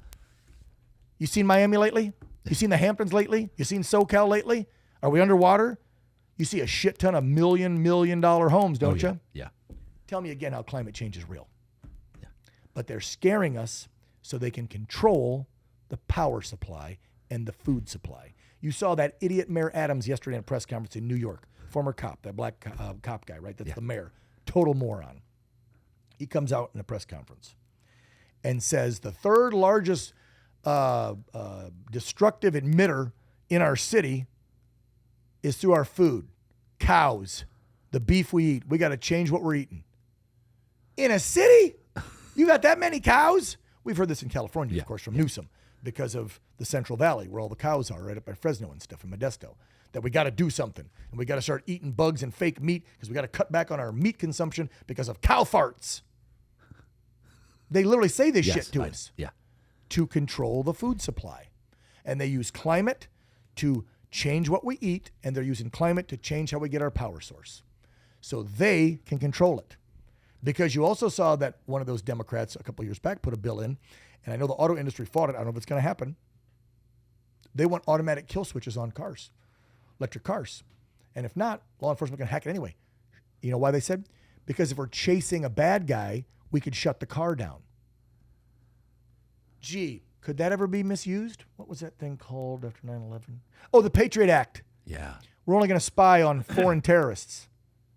What have we been doing for the last 23 years? Spying on us. Yep. We all know they spy on the American people. So you think if we give them an off switch to your car in your new electric Tesla or whatever, that they're not going to turn it off if they want to? Of course they will. If you're charging too much, they can turn you off. Look at what happens in California when we use too much juice in the hot summer months. Yeah. We're having a blackout. Yeah. We're having a brownout. We're having a rolling blackout. They take your power from you, and you got to deal with it for a few hours. Oh, my shit, I lost $500 of frozen meat in my freezer. Tough shit, American citizen. We have to control the power. We don't have enough. Unbelievable. So now, once they get you on all electric, once they have you eating your shit, and you're brainwashed through K through 12 and higher universities and all mainstream media, guess what you got? A few 100 million effing sheep to do your bidding, while those elite a-holes in D.C. on both sides of the aisle continue to make money and rule you like this is a effing dictatorship. And where did the American dream and our republic go? It's gone. Sorry, I'm not an extremist. I'm not a conspiracy theorist. I provide truth, and I speak truth to power. That's why when I give speeches now, I title my shit Fearless Patriot. Yeah. Because I was scared to speak up before, like many people. I had my little job as a news anchor, making 55, 65, maybe 85. I think the most I ever made was like 100 and change at a news job. Most of them were under 100. Believe it or not, that's all they get paid. Crazy. Not a lot of money, but I liked what I did. I love what I do. I loved what I did back then, even though it was local news. But I bit my tongue. Like I said, I'd spout off in the newsroom once in a while, but I never went public and said all this stuff I say now so freely because I was a little scared, like many Americans. What if I get canceled online? My account gets shut down for 30 days. Oh my God. What if I piss off my neighbor, the Joneses? What if I say something that offends my uncle or my aunt or my parents? I know you're feeling all this, so I'm saying it. I'm not saying that's me. Yes. But there was some fear on, I better not speak out. This could get me in trouble, or this could ostracize me, or this could, maybe my friends won't like me as much anymore. You know what? We got a republic to save, and I don't give a shit if you like me anymore. Because now I'm going to spit truth, be fearless, and try to embolden, encourage, and inspire other Americans to do the same damn thing. It's not that hard. We all think it is up here. Yeah. Because they tell us on here not to do it every day. And so would you say this is just your grow driving... For men, grow a pair. For women, I'm all for feminism. You want same equal pay, you want everything. Women should have always had it. It makes me sick to hear that back in the day you couldn't vote, you didn't get paid the same rights. That's bullshit. I want you as equal as me, 100%. But I want you to be a boss lady. I want you to have a pair, just like I want men to have a pair. Grow a spine. Get out there and stand up for your family, for your community, and for this country. And don't worry about, well, if I post this about that I'm a Trump supporter, they're going to hate me. So what? What's more important? The future of the country so that your family has a better life, your children and grandkids? Or are you worrying about, if I post I'm supporting Trump, then 50 of my friends on my Facebook page where I've got 3,500 followers are going to call me all kinds of bad names? Yeah. Really? Do y'all not remember? You and I are old enough, and I don't know who your viewing audience is, but I think we're all old enough to remember, sticks and stones may break my bones, but words can never hurt me. Yes. What happened to that? It's gone. We used to live by that. It's gone. When people used to say something mean about you and then threaten you and square off, and you punched them in the mouth, they shut up and stopped. Now they can be keyboard warriors and say whatever they want. Yeah. Because nobody gets punched in the mouth anymore. Yeah. People say, Wish we could do that. I don't advocate violence. Disclaimer. The views of this guest do not reflect the views of this host. hey. So it's like crazy when if you really think about it, nobody's really like critical thinking on their own. That's the whole programming here. And critical thinking just doesn't belong to the liberal left and college elite. They're always like, that's what we teach you in college is critical thinking. Yeah, right. Bullshit. They program you in college. Totally. Look at the useful idiots that have been out setting up encampments for months on college campuses, spitting on Jewish kids, letting them go in. What's this all about? Oh, dude, don't even get me started. I'm going to get you started. Well, then you're going to have a bunch of Muslim-loving folks bitch at me. And no, I'm not anti-Muslim. I'm not Islamophobic. I like truth, and here's the truth. Give me the truth. What is going on let's talk Gaza and Israel, the conflict. Okay. Because tons of people right now in this country on both sides, the extreme left and extreme right, are very anti-Semitic. They're anti-Jew, and they're becoming anti-American in the same respects. Okay. Because they're like, America's helping to fund Israel and a genocide in Gaza, so F my country too. These college kids are literally, they're saying F America, F Israel. Right. Right? Okay, that sounds like what the terrorists say when they say Israel's the little devil, America's the big devil, and we want all the infidels killed, wiped from the earth. That's what they believe in. Yep. A recent poll showed that 72% of all Palestinians in Gaza and the West Bank supported the terror attack that killed over 1,200 innocent Jews on October 7th. Think about that number. A couple million people there in Gaza and West Bank. 72% of them supported the unprovoked attack. Now, these dumb college kids say, oh, it was provoked because Israel's an aggressor that keeps them locked down. They control everything, their food, their power, their supplies. They give them nothing. And then they just attack them after they got attacked in October. They've been attacking them relentlessly since, killing women and children. Well, let's talk truth. The other day, the UN revised their numbers. The death toll is not 35 to 60,000 women and children. It's more like 15, if that. 15,000. And the numbers come from the Ministry of Health of Gaza. Do you know who controls that? Hamas, the terror group who attacked the Jews on the 7th. You have college kids calling Hamas freedom fighters. Freedom fighters. You know what Hamas, Hezbollah, the Houthis, all funded by Iran, these are Islamic extremists. These guys are like ISIS on steroids. Remember that guy Obama said ISIS was just the JV league? He didn't worry about them in Syria? Look how big they got. Look how many they killed till Trump took their ass out. So you have American college kids brainwashed by American professors that are funded by Middle Eastern countries. Go look up the stat. It's on the Department of Education's website. Since 2012, Qatar, Saudi Arabia, Iraq, Iran, all these Middle Eastern countries have given billions, not millions, billions to hundreds of our higher, I hate even calling them this, our higher education institutions of learning. Now, why would Middle Eastern countries who promote Islam, not Christianity, and I'm not saying there's anything wrong with Islam, if you're peaceful, why would they want to spend billions of dollars on American college campuses for the last decade or two, unless you're trying to push an agenda? That's why you have a $435,000 overpaid liberal a-hole professor at Harvard or Columbia or NYU or Berkeley teaching our 18-year-olds to hate America and that Islam is cool and okay and that they're freedom fighters. No, I'm sorry. 3/4 of the Middle East believe in extremism. Go look it up. A bunch of them believe in Sharia law. So if you're a 20-year-old female on a college campus, or you're gay and you're one of these idiots holding up a sign that says Queers for Palestine, or you're a woman going, I'm for these freedom fighters, they would kill you or rape you if we put you in their country. Are you that effing stupid? If I took you over to Gaza right now and dropped you off, or in Iran or whatever, and I said, here is a female lesbian American Christian, they would rape and kill her. If you're gay, they're going to throw you off a rooftop or slit your throat. There is a soundbite online right now, it's all over Twitter, of a Islamic cleric saying to his brethren, stop supporting all these protests back in America on college campuses because it's filled with gays. And he says, quote, Allah will not give us victory over all the infidels, which the infidels are what? The infidels are the Jews and the Christians. That's all of us. They want us all dead, guys. If you don't convert, that's what the extremists believe. Right. If you don't convert to Islam, you're an infidel. We will kill you. And this cleric says, we need to stop supporting and commending or saying anything positive about these movements on American campuses because it's filled with gays. And he talks about that night the man will take, a penis in his anal cat. I mean, he says this. Go look it up in his passage. It's weird, the verbiage he uses. But he literally believes, this is what they believe. This is how messed up they are, that Allah cannot give them victory if gay people support their movement.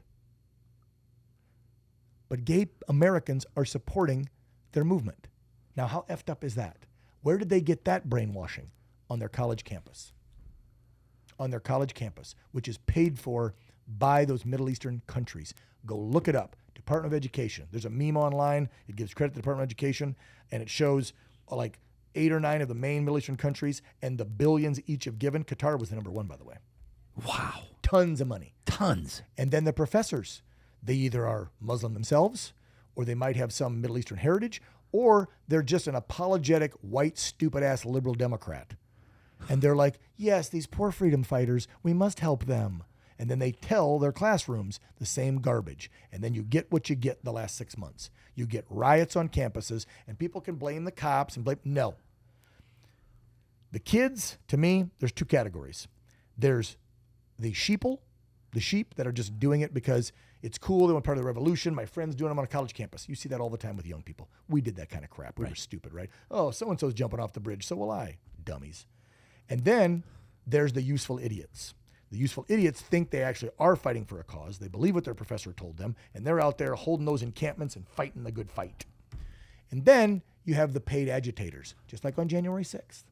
Yeah. We already know, and again, go look it up. Don't believe the news and politicians. Go look it up. You can go on X now and search keywords, and you'll see sound bites and interviews out at these college campus riots with independent journalists putting cell phones or a mic in people's faces, and they're saying it. You're hearing it from the people. You're not hearing the media say, and protesters here are mostly peaceful. Kind of like that one young black reporter back during the Summer of Love. Yeah. Remember that in 2020? Yes. When he's standing in front of burning cars on CNN? Yeah. The protest was mostly peaceful tonight. There's dudes in the back Bombs. going, wow, wow, shit's breaking and burning it. Banks burning down. Don't believe your eyes. It's mostly peaceful. Okay. So we know for a fact there were Antifa agitators paid and sent into almost every one of those major campus riots. Antifa. Okay. There's a black gal from BLM that was a radical one. She's on camera firing them up, and you go look at her profile. She's a BLMer. There's Antifa. Then what's even scarier, Northwestern, NYU, and Columbia for sure, there's video of known terrorists or people connected to known terrorists or their spouses sitting in the encampments talking with the kids. So you have terrorists, Antifa, and BLM agitators using the sheep and useful idiot kids to promote hate of Jews and hate of America. And we're supposed to believe this is all for freedom fighters and to help protect the women and children. What about the 1,230 that died on October 7th? The women that got raped, beat, the parents that got called live on Facebook to watch their loved one be killed. They did that kind of stuff. Yeah. But they lied. Oh, by the way, women weren't beheaded, women weren't raped, a pregnant woman didn't have her fetus cut out, babies weren't shot in the head. No. Go online. You'll see those lies being told. If you can get a hold of the 41 minutes of body cam footage that Israel has released to certain people, it's body cam footage from the terrorists, from Hamas that day. They wore cameras documenting their heinous crimes. If you can find it, watch it. It's horrific. You'll be vomiting and crying watching it. Yeah. What they did to people, what humans did to other humans. Yet we're supposed to look and take the other side or turn the cheek and say, yeah, but Israel's been an oppressor and locks down these Gazans and Palestinians and treats them like shit. So that justifies these 2,500 freedom fighters going in and killing 1,200 innocent Jews. They didn't kill soldiers. They didn't kill Bibi Netanyahu. They killed innocent civilians, mostly women. And then they took 250 hostages. And oh, by the way, American hostages. So when I see Americans fighting for the assholes that took and killed our brothers and sisters and still have some of our brothers and sisters with them, what are you doing? You're the dumbest person on this rock. There's still We don't know how many out of 250 because we don't know who's dead or who's alive, and they've only released a handful. Probably 25 to 50 Americans out of the 150 still missing. Really? And Joe doesn't even have what's Joe doing to get them back? Oh, that's right. Joe's playing politics with Bibi on sending the arms. No, we're not sending the arms. Yeah, you should do this. No, you shouldn't attack. Da-da-da. But he's still sending money to Gaza for aid relief. Now, the problem is that doesn't get to the women and children that need it in Gaza. Hamas has intercepted aid trucks, taken them over, and intercepted the money. Hamas takes it. You morons. Stop giving the terror groups money. Joe is funding both sides. Both sides. That's why you see on college campuses young people calling him Genocide Joe. That's, why you saw at that one campus down south, the America First frat boys that came out and started screaming Trump, Trump, Trump, but then they switched to F Joe Biden, let's go Brandon. The radical kids over here started saying F Joe Biden, let's go Brandon, with the right guys because they hate Joe too, but they hate him for a different reason. They think Joe is helping to create the genocide by giving Israel arms and money. So they hate Joe for that fact because they're supporting Hamas and Palestine. Even though they think they're not supporting Hamas, they're like, it's two different things. We're supporting. No, if you're supporting, when 72% of your people believe that the terror group killing innocent women and children, Jews that day, was warranted and that they should have done it and they support it and back it, it's a breeding ground for hate. I'm not saying you make the place a parking lot because a lot of people would die, and that's a stupid statement to make. But here's the deal. Hamas hides behind the innocent people in that country. They have a network of tunnels that's insane. They set up camps and put their handheld rocket thingies in hospitals, in schools, underneath people's homes in their tunnels. And a lot of the people are okay with it. They allow them that safe haven. Now, maybe 20, 30% don't. A lot of them have already evacuated to safe zones that Israel's told them to go to. Israel has done something that even we haven't done. We've done leaflet droplets. We've done loudspeaker on choppers. We have warned before, yes. Not always in Iraq and Afghanistan did we war. Sometimes we just hit. Israel has done everything they can, warning people, go evacuate, get out, turn in the bad guys. We're getting ready to come in. We're giving you hours, days, notices so you don't get hurt. But turn over the bad guys. A lot of them don't want to turn over the bad guys because they sympathize with the bad guys. They want to be the bad guys. Go look at the videos online of the schools in Gaza. I don't call it Palestine because there is no Palestine. There is no state of Palestine. There are videos from schools in Gaza, and I dare anybody that supports them to find me schools in Israel that do this because there isn't, that are teaching 5, 6, 7-year-olds to hate Jews. Go look at the video. You'll see a little 6, 7-year-old holding a knife going in his foreign tongue saying he can't wait to cut the throat of a Jew.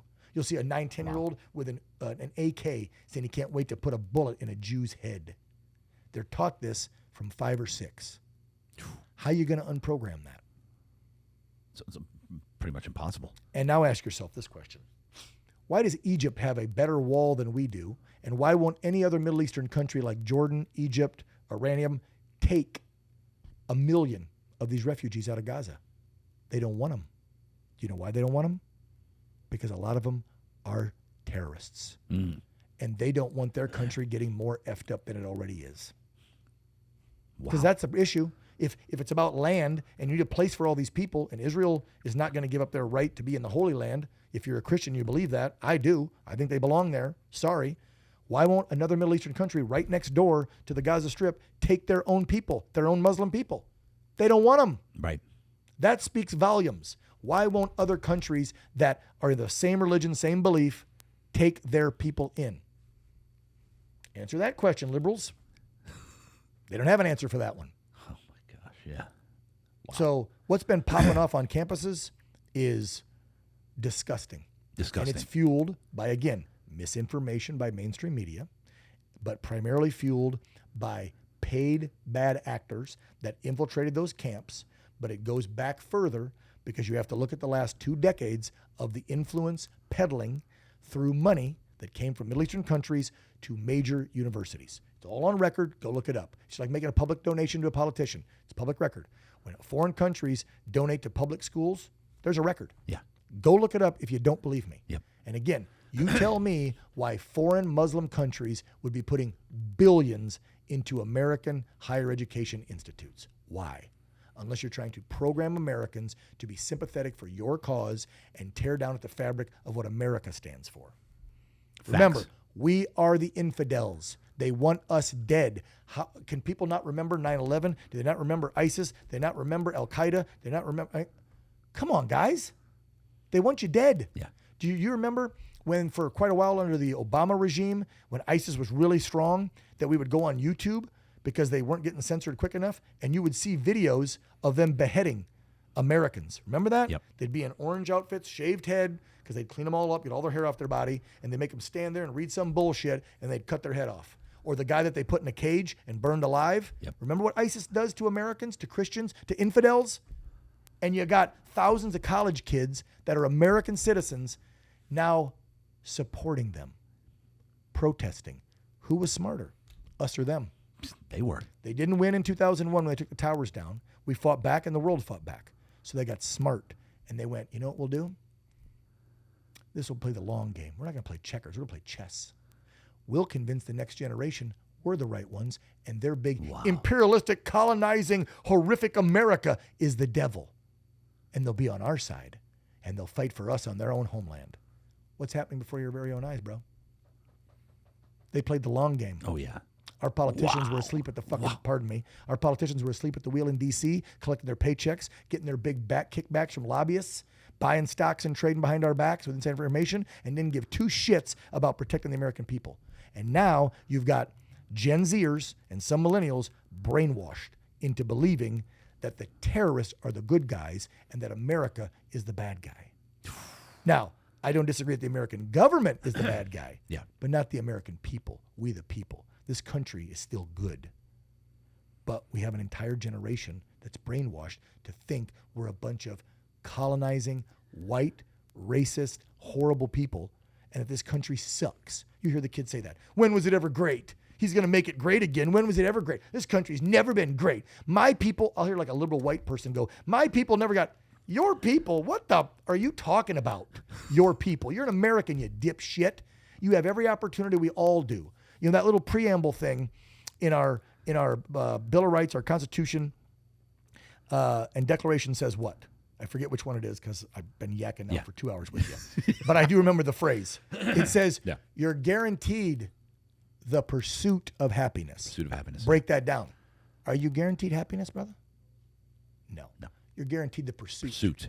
Under the eyes of the law and God, we're all what in that? Created equal. Yep. So don't give me this systemic racism crap and it's set up to fail and da-da-da-da.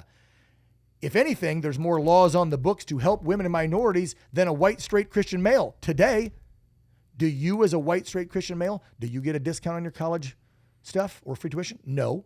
Do you get, right now, thanks to Biden, a discounted interest rate on a mortgage loan or a discounted business loan? No. They're out there for black and brown folks and ladies. Hell yeah, there is. Do you get a discount on housing? No, you don't. They do. So you find me in the system where there's laws and stuff set up to make it racist or sexist towards an American citizen today, and I'll show you bullshit. It's not.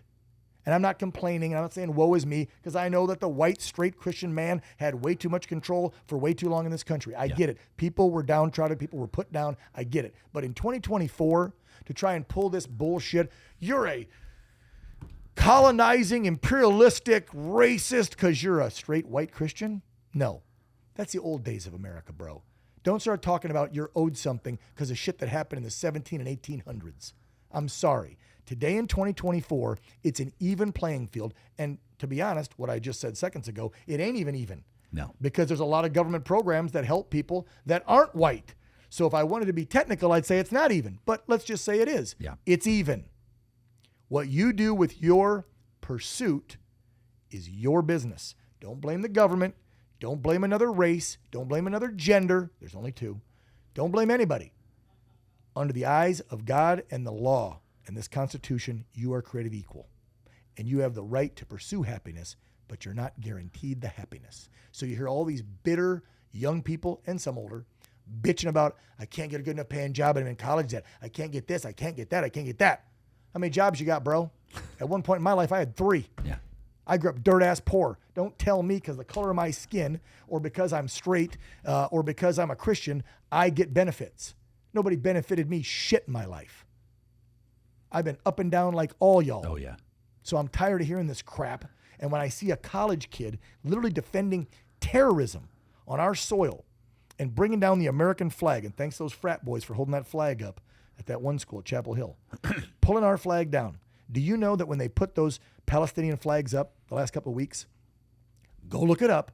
There's videos online of terrorists with Hezbollah, Hamas, and Houthis overseas posting videos of themselves talking about the videos in America and using them as recruiting tools to recruit more terrorists. So thank you, college professors, for teaching these kids to be stupid, useful idiots to support terrorists because their movements have just created more terrorists. Wow. That is the truth and a fact. Go look it up. Wow. How much longer? Recruiting How much tools. longer I got with you? I got to get to work pretty soon. Okay. All right. So Ask away. We went for my head listeners keeps here. hitting your I know. mic. I know. You're good. You're good. So for people watching, listening, and even if the ones that are like already tuned off, we're going to do sound bites, so they're going to hear it anyway. Give them something for the people that are just like they're so programmed. They're so programmed to the media right now. They're basically disagreeing. They don't care what you're saying. I know. Right? They don't care. I have a hard time reaching those people. Peyton, my fiance, and I. But let's give me. We get into this argument because she's very analytical. She's very sweet, and Yeah. she tries to have a very open, free-flowing, back-and-forth conversation with them. She's very empathetic to people of all walks of life, so she'll listen to their story, and she wants to understand it, and she'll even get sympathetic with them, even though we'll disagree with their viewpoints 100%, and try to find common ground. I'm the guy that grabs a tack hammer once you hit you on the freaking head and go, wake up! Yeah. Like, I don't have that patience. Right. I don't have that empathy. Sorry. I grew up with 4 brothers and an alcoholic dad. We got beat. Childhood wasn't that great. I went in the military. You know, military lifestyle. I've been in journalism 30 years. We don't sit around a campfire singing Kumbaya with the guitar. We're kind of jaded. And so, so for 50 years, what's up here is not, let me hold your hand and walk you through this and show you why you're being lied to. I can't do that. Here's the freaking truth, bro. Wake the F up. I'm trying to save the country, and so are the American First people, these patriots that are fighting. And guess what? We're not just fighting for our movement. We're fighting for all of you. That's the only way where I try to put the olive branch out and go, listen, you want me to give a pitch or a soundbite for those folks that are unreachable right now. What's driving Here's you? my pitch. What's your calling? What does God put in you? Here's my pitch Tell to me. those people that are unreachable, and I'll talk about the calling. My pitch to those unreachables are, does your side ever say to the side you oppose, I'm trying to do this for you? Because I can say that, literally. The policy that I want to move forward in this country and in this state and in all states would benefit all of us. The America First agenda that is way bigger than Donald Trump, and he knows it. It's a movement of we the people. There's millions of people in the America First. I got to think there's over 100 and some million, because you figure 80 some voted for Trump. A lot of people don't vote. Some people maybe didn't vote for him because they were upset with him, whatever. So I put the America First movement at over 100 and some million, over half the country, at least. I think it's over half, out of 335. Now you got to take out kids and illegals and whatever, and you're down to more like, 200 and some.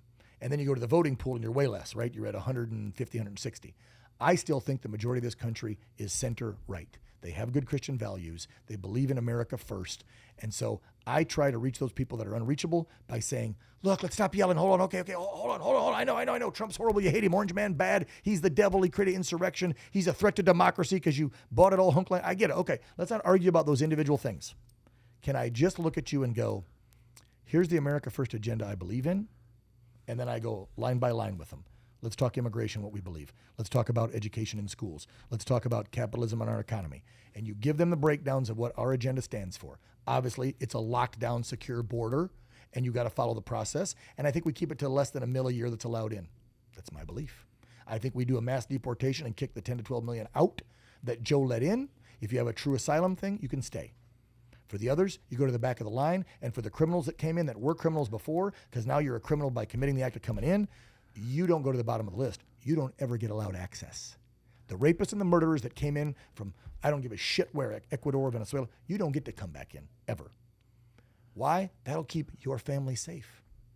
Listen, you crazy Berkeley graduate liberal living in La Jolla with 2 kids and 2 dogs and making $1 million a year that thinks this country's horrible.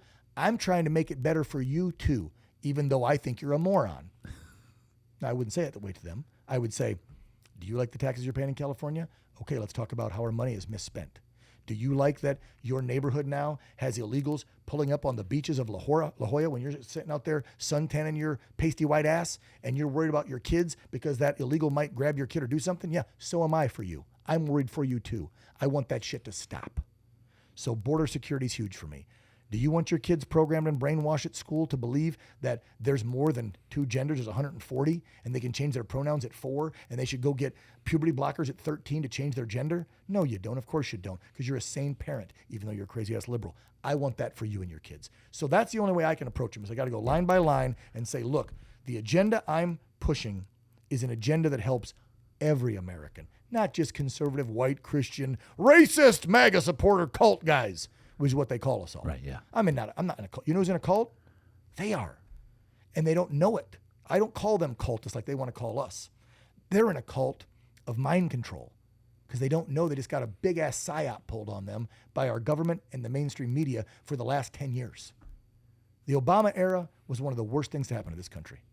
I know that for the left, they think he was the savior. He was the best thing for that party. He might have been the best thing for your party and your agenda. He was the worst thing for America. He was a divider in chief, period. So for the ones that don't agree with me, that are lost causes, that's how I would approach them. What you ask, what's my mission? What's God telling me to do? Yeah, look, what's driving you every day? I'll tell you a crazy story. I grew up in a Mennonite home. My grandmother raised me because the parents got divorced when I was about 1 or 2. What does that mean, Mennonite home? Mennonites are like Quakers, but we have TVs and normal clothes. Okay. Gotcha. We're not Amish. And we're not Quaker. We're Mennonites. Look them up if you don't know the Mennonite religion. Yeah. It's heard of it, but it's evangelical Christianity. Matter of fact, the church I went to for I was called Evangelical Mennonite Church. So we're Christians. We believe in God, Jesus, Old and New Testament. I mean, pretty much standard, right? Yep. Whether you're looking at a Methodist, a Baptist, or whatever, we always joked around in my hometown, we're like them but better. And we take it more serious than Catholics. Meaning you can't just go do whatever you want and then do a couple Hail Marys and Our Fathers and you're good to go. No, that's not how it works in mine. You sin, you're in trouble. Stop sinning. Like that's how grandma raised me. And I never heard my grandma say a foul word or talk trash on anybody. She never made a homophobic or racist comment. Matter of fact, her 2 kids, she adopted, my mother and my uncle, he's gay. My grandma never said a bad word. And we're talking about a woman born in 1903, died in 1996. Wow. Okay? Yeah. And raised me from 70. I was born in 74. We moved in 77 when my grandfather died of Lou Gehrig's disease. Lived with grandma from 77 until I was about 12 or 13. So whatever that was, 80 something or other. But I was religious when I was younger. I got saved when I was 18. Then I went in the military. I probably didn't follow the word very closely. Then I got into television, didn't follow it very closely. If someone would ask me, I'd always say, I'm a Christian, I'm a believer. If someone said, what's your denomination? I didn't say Mennonite anymore. I never went back to a religion. Right. And the reason I didn't is because man created religion. I don't need religion to have a personal relationship with my God. So, I believe in God, I believe in Jesus, I believe in the resurrection and the living God. And so I have been very anti-religion for the last 20 years. When somebody asks me, I go, well, since religions have caused almost every major war over the last few centuries, and religion divides and causes hate, I don't like religion anymore. I like the book, the word, and I have faith in that word and God above. That's where I stand. Now, here's something crazy happened to me. Yeah.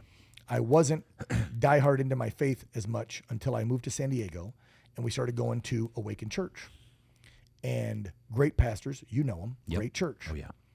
On election night, and this is one story, I've never had a premonition. I didn't think God speaks to me because who the hell am I? I'm a nobody. On election night, about 11:32 Cali time, so it's 2:32, when the numbers started changing, Peyton and I are sitting on the couch watching it. And as they start changing and the announcers on Faux News and CNN are changing their tone and saying he's going to lose and whatever, and Biden's going to get it, yada, yada, yada, or whatever they were doing. And Peyton starts crying, oh my God, Trump's going to lose. And I looked at her and I said, I think God just told me something. And she's like, what? I'm like, I've never had this happen, but God just told me Biden's going to win. And again, it's 11:30. We didn't know squat 11:30. We didn't know until the next morning. I said, Biden's going to win because this country who has walked away from God who has walked away from our American principles and values needs, and these are the words I said, you can ask her, we need 4 years of getting kicked in the nuts and being down and seeing how bad things can get to bring the country back to center right. What's been happening the last 3 years, bro? I think he talked to me. Yeah. Wow. And she goes, bite your tongue. I said, he's going to lose, Trump. Biden's going to win. We are going to go through hell. Hell. People are going to wake the hell up, and we're going to vote the right way next time. And at that time, we didn't even know Trump was going to run again. I just said, Biden's going to win because God told me he is, because he's pissed off at the American people, and he wants us to get back to where we're supposed to be. And it's happening before my very own eyes.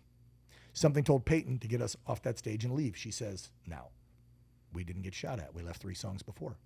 Something on August 20th told Peyton to tell me, call that guy that ons One America News, see if he'll give you a job after 2.5 years of getting no job offers. I got the job offer. Happiest I've been. I feel like I'm on a mission. I feel like I'm doing this because this is what God wants me to do. I'm on a mission. This is, anybody that's a vet will tell you we're mission driven because that was drilled into our heads for the entire tour of duty, whether you did 4 years or 40 years. It's drilled in your head. I feel like when I was working for media outlets that didn't have any set mission that was really helping the people, I got disenfranchised and bored. I'm not bored any day. Ever anymore. Every day. I'm absorbing this information. I'm giving to the people. I'm speaking truth to power. And I know that, and I feel this wholeheartedly in my heart of hearts. I'm on the right side of history because I'm on the right side of God. Come on. Period. I love That's it. why I don't doubt Love it. anything I just said with you. That's why I don't give a shit if somebody, and that's what I would say to the people that aren't the unreachables, the ones you said, what would I say to those that maybe are in the middle or still confused or on the fence? Yeah. I would say, stop being afraid. Yes. Come on. Be fearless. What's the worst that can happen to you? If your bubble is safe and good, meaning your family, your kids, your loved ones, your closest friends, if they're good and you're working hard and you're putting the effort in, what do you have to be afraid of? That something you post is going to piss somebody off. That saying something in the office is going to get you fired. There's other jobs. You can recreate yourself. I did. At 50. 50. Well, 46. I got here 4 years ago. So don't give me this BS that I can't afford to rock the boat because then I might lose my job. I might piss off, like I said, Aunt Karen or Uncle Dick. Don't worry about that crap. Are your kids safe? Is your spouse happy? Can you put food on the table and pay the bills? Then what are you worried about? We've got, what's today? May. So we're talking about June, July, August, September, October. It'll be November 5th. We got less than 6 months to make a major difference in this country. And as we all know, as America goes, so goes the world. Yeah. If this shiny city on the hill, the beacon of hope and light, goes down, that was founded on Judeo-Christian beliefs, goes down, the world goes down. The world goes That's down. not dramatic. That's not trying to sell downloads for my app. I don't give a shit or merch to you. You notice I haven't brought any of that crap up on this podcast. I watch podcasts that say, hey, buy my merch and download it. Follow me and give me a like. Yeah. I'm 50. I know we're supposed to care about all this digital crap. I hate it. I don't give a shit. If you ask me at the end, what are your handles? I want you to follow this. I'm going to tell you to follow OAN, the network. If you want to follow Dan Ball, the man, fine. I don't care. Follow the network. Help the network. Help that family and my coworkers. That's what I want you to do. Not me. I don't care. I'm on a mission. I'm trying to convince others to be on a mission. And now you almost got me a third time crying because I get upset when I see my country literally disappearing before my very own eyes. And it is. It is.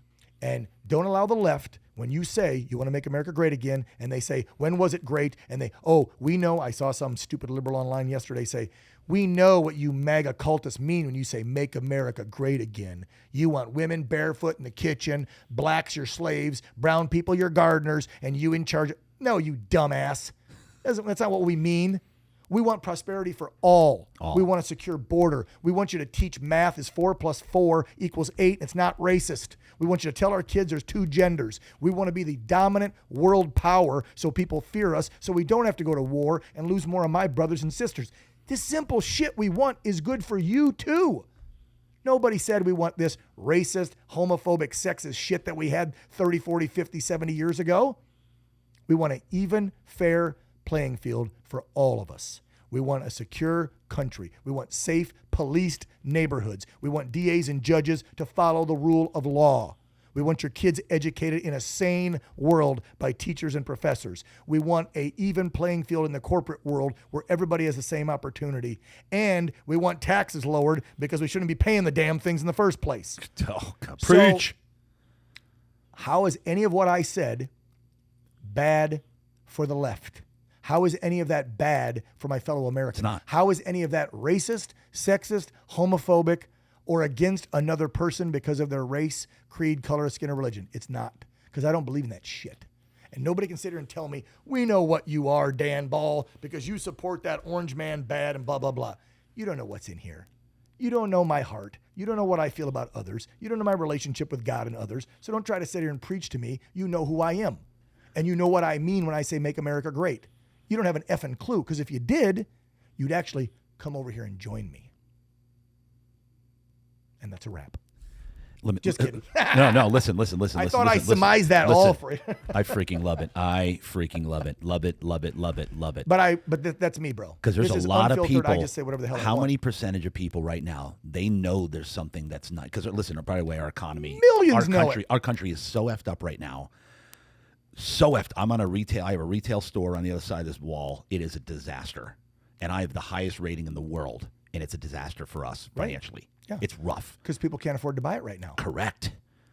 It's people don't realize how freaking bad it is. Highest credit card debt in American history. History. If you add up all debt, highest in history. So you got to put in the car payments, the mortgages, and the credit card. Highest in history. We're going to reach probably somewhere like a trillion in American debt. Forget the 33, 34 trillion the government owns. Yeah. Americans are in debt to the hilt. And when Joe keeps bragging up the job numbers and inflation's dropping, absolute BS. people either remove themselves from the job market or they have a second and third job. So when you see new job creation, it's the same American getting another freaking job to pay the bills, Joe, you absolute demented moron. People can't pay the freaking bills. There are families online posting videos crying going, I got to decide to buy my meds for grandma or feed my kids tonight. Yeah. Or I'm a single mom with 3. They're getting the small portion and I'm not eating tonight. It's That so shit bad. shouldn't happen in this country. No. The greatest country in the history of the world. Yeah, it is. And if you're that a-hole out there saying it's not, I got something for you. I'll buy you a one-way ticket. Get the hell out. Yeah. Like, I'm tired of people going, this was never great. It's so horrible. It's only gotten worse. This cult of MAGA's taken over, and I can't even stand to live here. Then get out. Yeah, leave. If it's so bad, why the F are you still here? And oh, by the way, how the hell is a former president who has no control making your life hell? When I see these TikTok douchebag kids going, his words scared me. I need my safe space. They're words. And he's not even the president. So when I hear even like liberal lawmaker, other go, Trump did this, Trump did that, I'm like, he can't do anything. He's a citizen like us. He's not a president now. How is he making this country worse or your life bad? He hangs out in Mar-a-Lago. He's a citizen. He has no power. Yeah, he has a lot of money and a Secret Service detail to protect him because people want him dead. But other than that, he doesn't dictate policy. Like with the border thing, they're trying to say, oh, that bipartisan border New Deal we had in the Senate would have been good to go, but Donald Trump told all the Republicans, don't sign it. It's his fault. Okay, even if he did make that call, which he didn't, the elected lawmakers decided to not vote for that bill, not Donald Trump. Yep. He didn't hold a gun to their head. So shut the hell up with that one too. I mean, every day the hate. But again, Americans are so frustrated with the state of this country. Liberals have been brainwashed so much that you always have to have a boogeyman. And Donald Trump's the boogeyman. He is. Yeah, totally. Everything that's wrong. People won't accept me because I'm trans. I don't get paid enough. Somebody called me the N-word. It's Donald Trump's fault. Yeah. Why? Because the media and the Democrats told you it's his fault. The reason racism's on the rise, which it's not, by the way, is Donald Trump's fault. The reason you lost that job is Donald Trump's fault. How can an independent citizen who's been out of office for 3 years be controlling anything in your life? Stop it. Yeah. Wake up. Programming. Again, I'll get the tack hammer and come over and tap you on the head. Programming. And try to wake you up. Programming. Yeah. Programming. They're brainwashed. Brainwashed. It's sad. Yep. It's scary. I know, brother. Okay, so here's what we're going to do. Yes, what are we going to do? Listen, because I want to ask. There's so many other things. This was like 2.5 hours of fun, huh? Oh yeah. I got a show to do. There's so many other things. You I don't wanna mind ask if I about. check my phone, even though you said no phones, right? I have to look and see go ahead. if my team is yelling at me that I'm not there There's yet. so many other things I want to ask you about, but we're gonna land this plane. Good. Oh, that's what they say on Spaces all the time, on X. Oh, they do? Yeah, when they give you the mic. You got the mic for 2 minutes, go. And then you yak, and they're like, land your plane. Yeah. And then they'll say it and be like, I'm landing here. I never do. I just jump in on the mic. So yeah, I want to ask. There's so many other things I want to ask about, but obviously you got work to do. You've got I'll give you a few more. Go ahead. You've got Throw 'em your out there. oh, man. I just won't go 10 different directions now. How big of a money grab was the vaccine? Huge. Come on. Huge. Right? Talk to me. Okay. Like the biggest money grab in history. Is it up there? Dude, and we have this discussion, Trump and I and others, because people are like, why is he always pushing the vaccine? We know there's all these side effects and deaths and stuff. Yeah, If you tell listen to me. him, and I called him out on this, if you listen to him, he doesn't push the vax. He pushes what he did as far as Operation Warp Speed. He brags up because he's Trump. He likes to brag. It's fine. You know what? I don't want a president who's a pussy. I want a president who's got an ego. Because if he got has some confidence. If that confidence comes across as America first like him, unlike globalist presidents we've had in the past, to include H.W., Clinton, W., and Obama. All four of them, and even Reagan started a little bit, but H.W. is one of the worst. They were all globalists. They started selling us out in the freaking 90s, late 80s. H.W. did. Go look it up. Yep. So they're all globalist. Trump's the only guy that was ever America first, ever.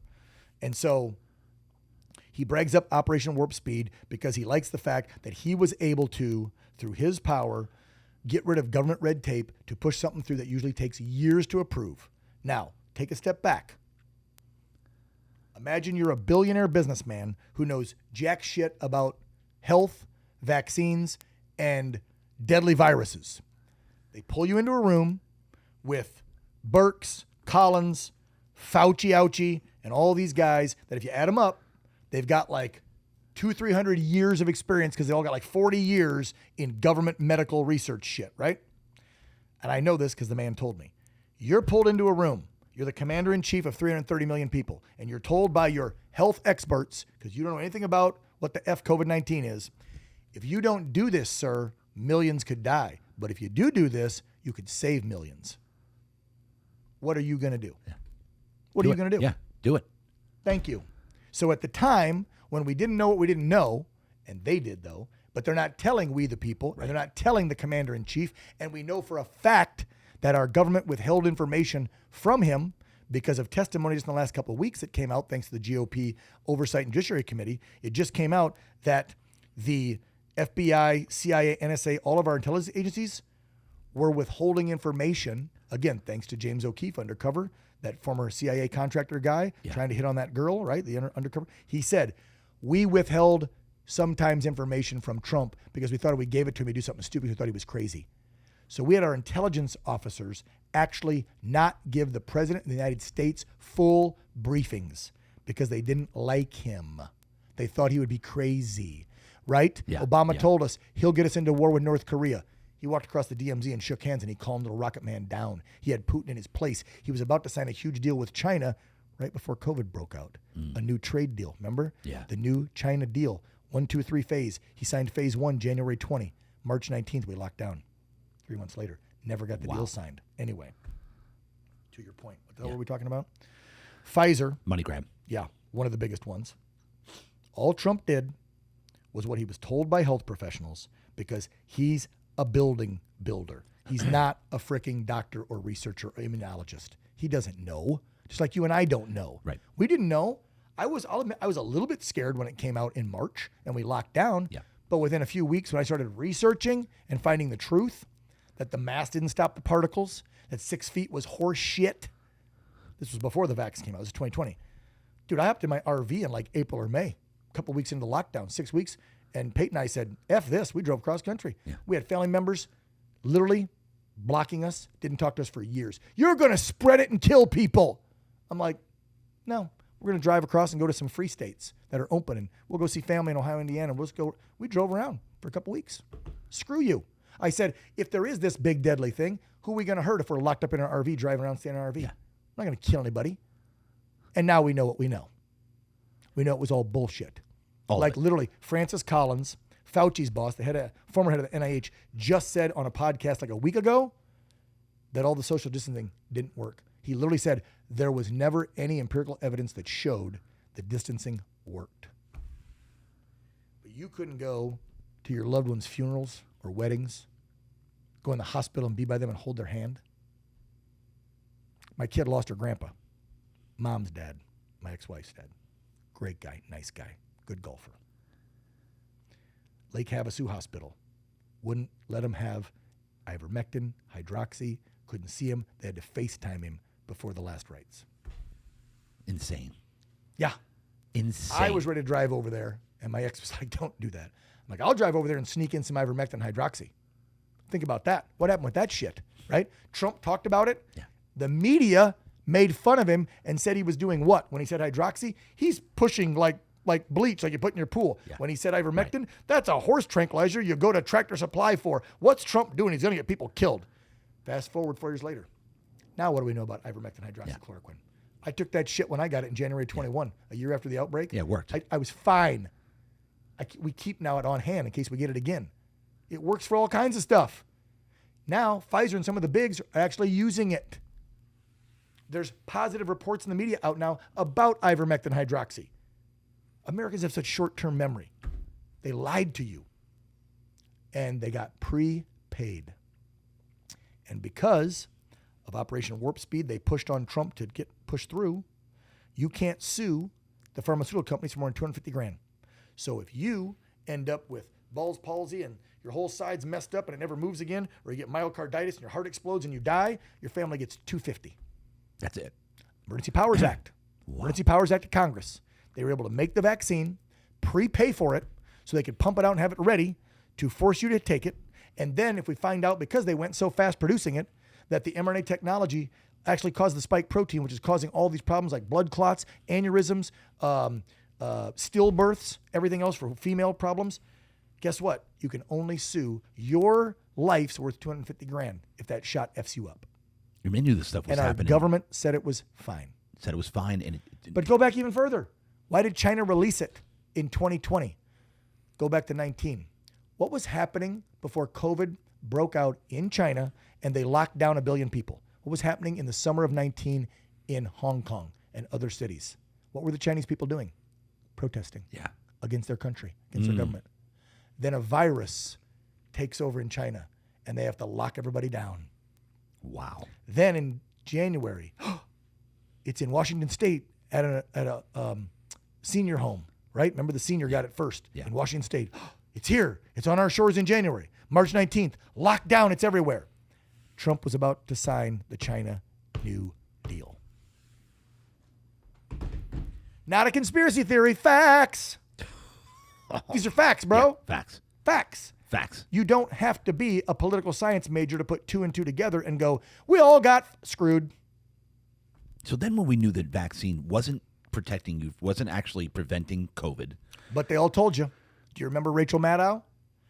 You take the vaccine, you don't get sick, you won't spread it. Go look up the old Oh, yeah. soundbites. Oh, you know, absolutely. These they were saying pimps, these whore-ass pimps, and I mean male and female, not women, male and female, because they hoard themselves out to Pfizer.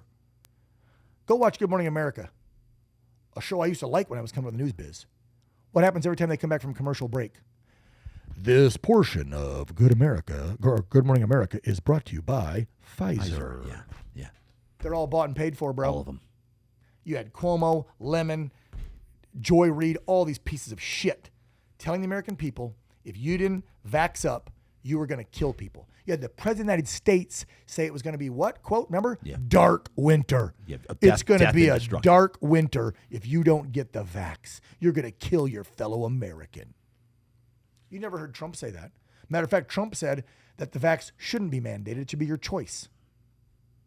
And then how about I still can't believe this actually happened. Telling first responders, military personnel, you will be kicked out if you don't take it. Did you see the letter? I don't know if I have it on my phone. Did you that see the letter yesterday that got exposed on Twitter from Kaiser Permanente? Kaiser Permanente is so short on experienced frontline nurses and doctors, they're begging the ones that either quit or they fired for refusing to take the vax to come back, offering a bonus. We got Kaiser Permanente all over San Diego. Oh, everywhere. It's huge. Yeah. Huge. Right down the street. They're Huge. down on staff. Why? Because people that knew it wasn't right said, I will quit over this shot. Now they're being begged to come back. So let's circle back to what I said a minute ago when you asked me about being fearless. And I said, don't worry about getting fired from that job. You'll find your way. Yeah. Think about these people who 2 years ago, got fired for refusing to take a jab. Now their employers begging them to come back. The airline industry begging veteran pilots to come back. The military, every branch but the Marine Corps in 2023 missed their recruiting goals by 25 to 35%. Wow. Go look it up. The military, the Army is begging people to come back now. How sick is this? I can't even. Get God on your side. You'll be fine. I can't wrap my mind around Be it. fearless. Grow a pair. Oh, there's so many. You more. might lose that job. You'll get a better. How much? You might lose that girlfriend, boyfriend. You'll get a better. That's the bottom line, man. Seriously. Get some balls. You might lose that neighbor. You'll get a better one. That family member might stop talking to you. This happened to my fiance. I won't throw somebody at the bus, but a family member stopped talking to her over the vaccine and COVID and the election. She had sent 1 or 2 links to a family member saying, you should watch this documentary, you should read this report. And that family member said, stop trying to push this. I know what I'm doing, my family, and da-da-da, and stopped talking to her for almost 2 years. They've now reconciled, and that family member has now said, never said, you were right, Peyton, just said, wow, I'm learning all these things now about the election, the laptop, the COVID, the vaccine. Never said you're right, just said I'm learning all this now. And now they talk again. See, it all came back. Now, she was scared and upset and distraught, my fiance, when this happened because it was a close family member.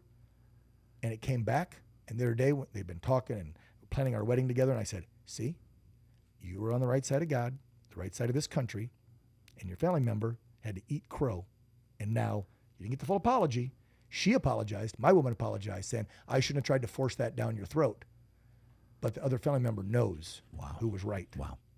And now they've made amends because that family member's eyes have been opened because she started researching and looking up her own shit instead of just believing what was on her nightly news.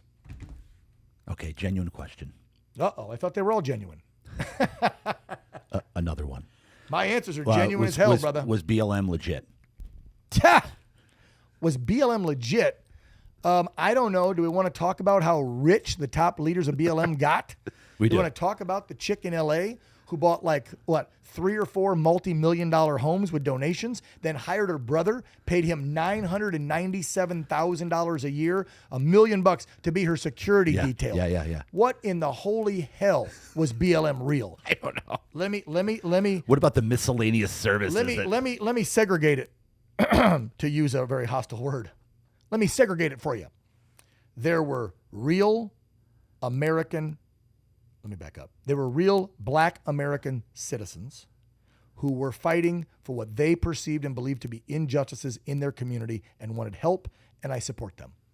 Well said. However, to segregate this, since that's a word everybody wants to use from the old days, they got infiltrated.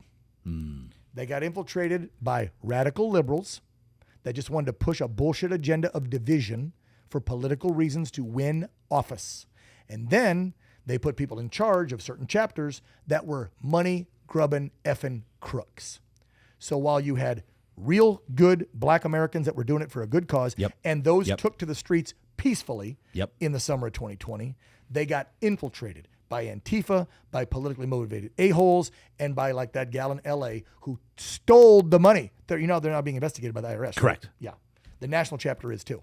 They stole millions. They can't find it. They told American people, and by the way, go talk, because I do this on my show. I have Black people on my show from Chicago, Baltimore, Boston, New York, every week.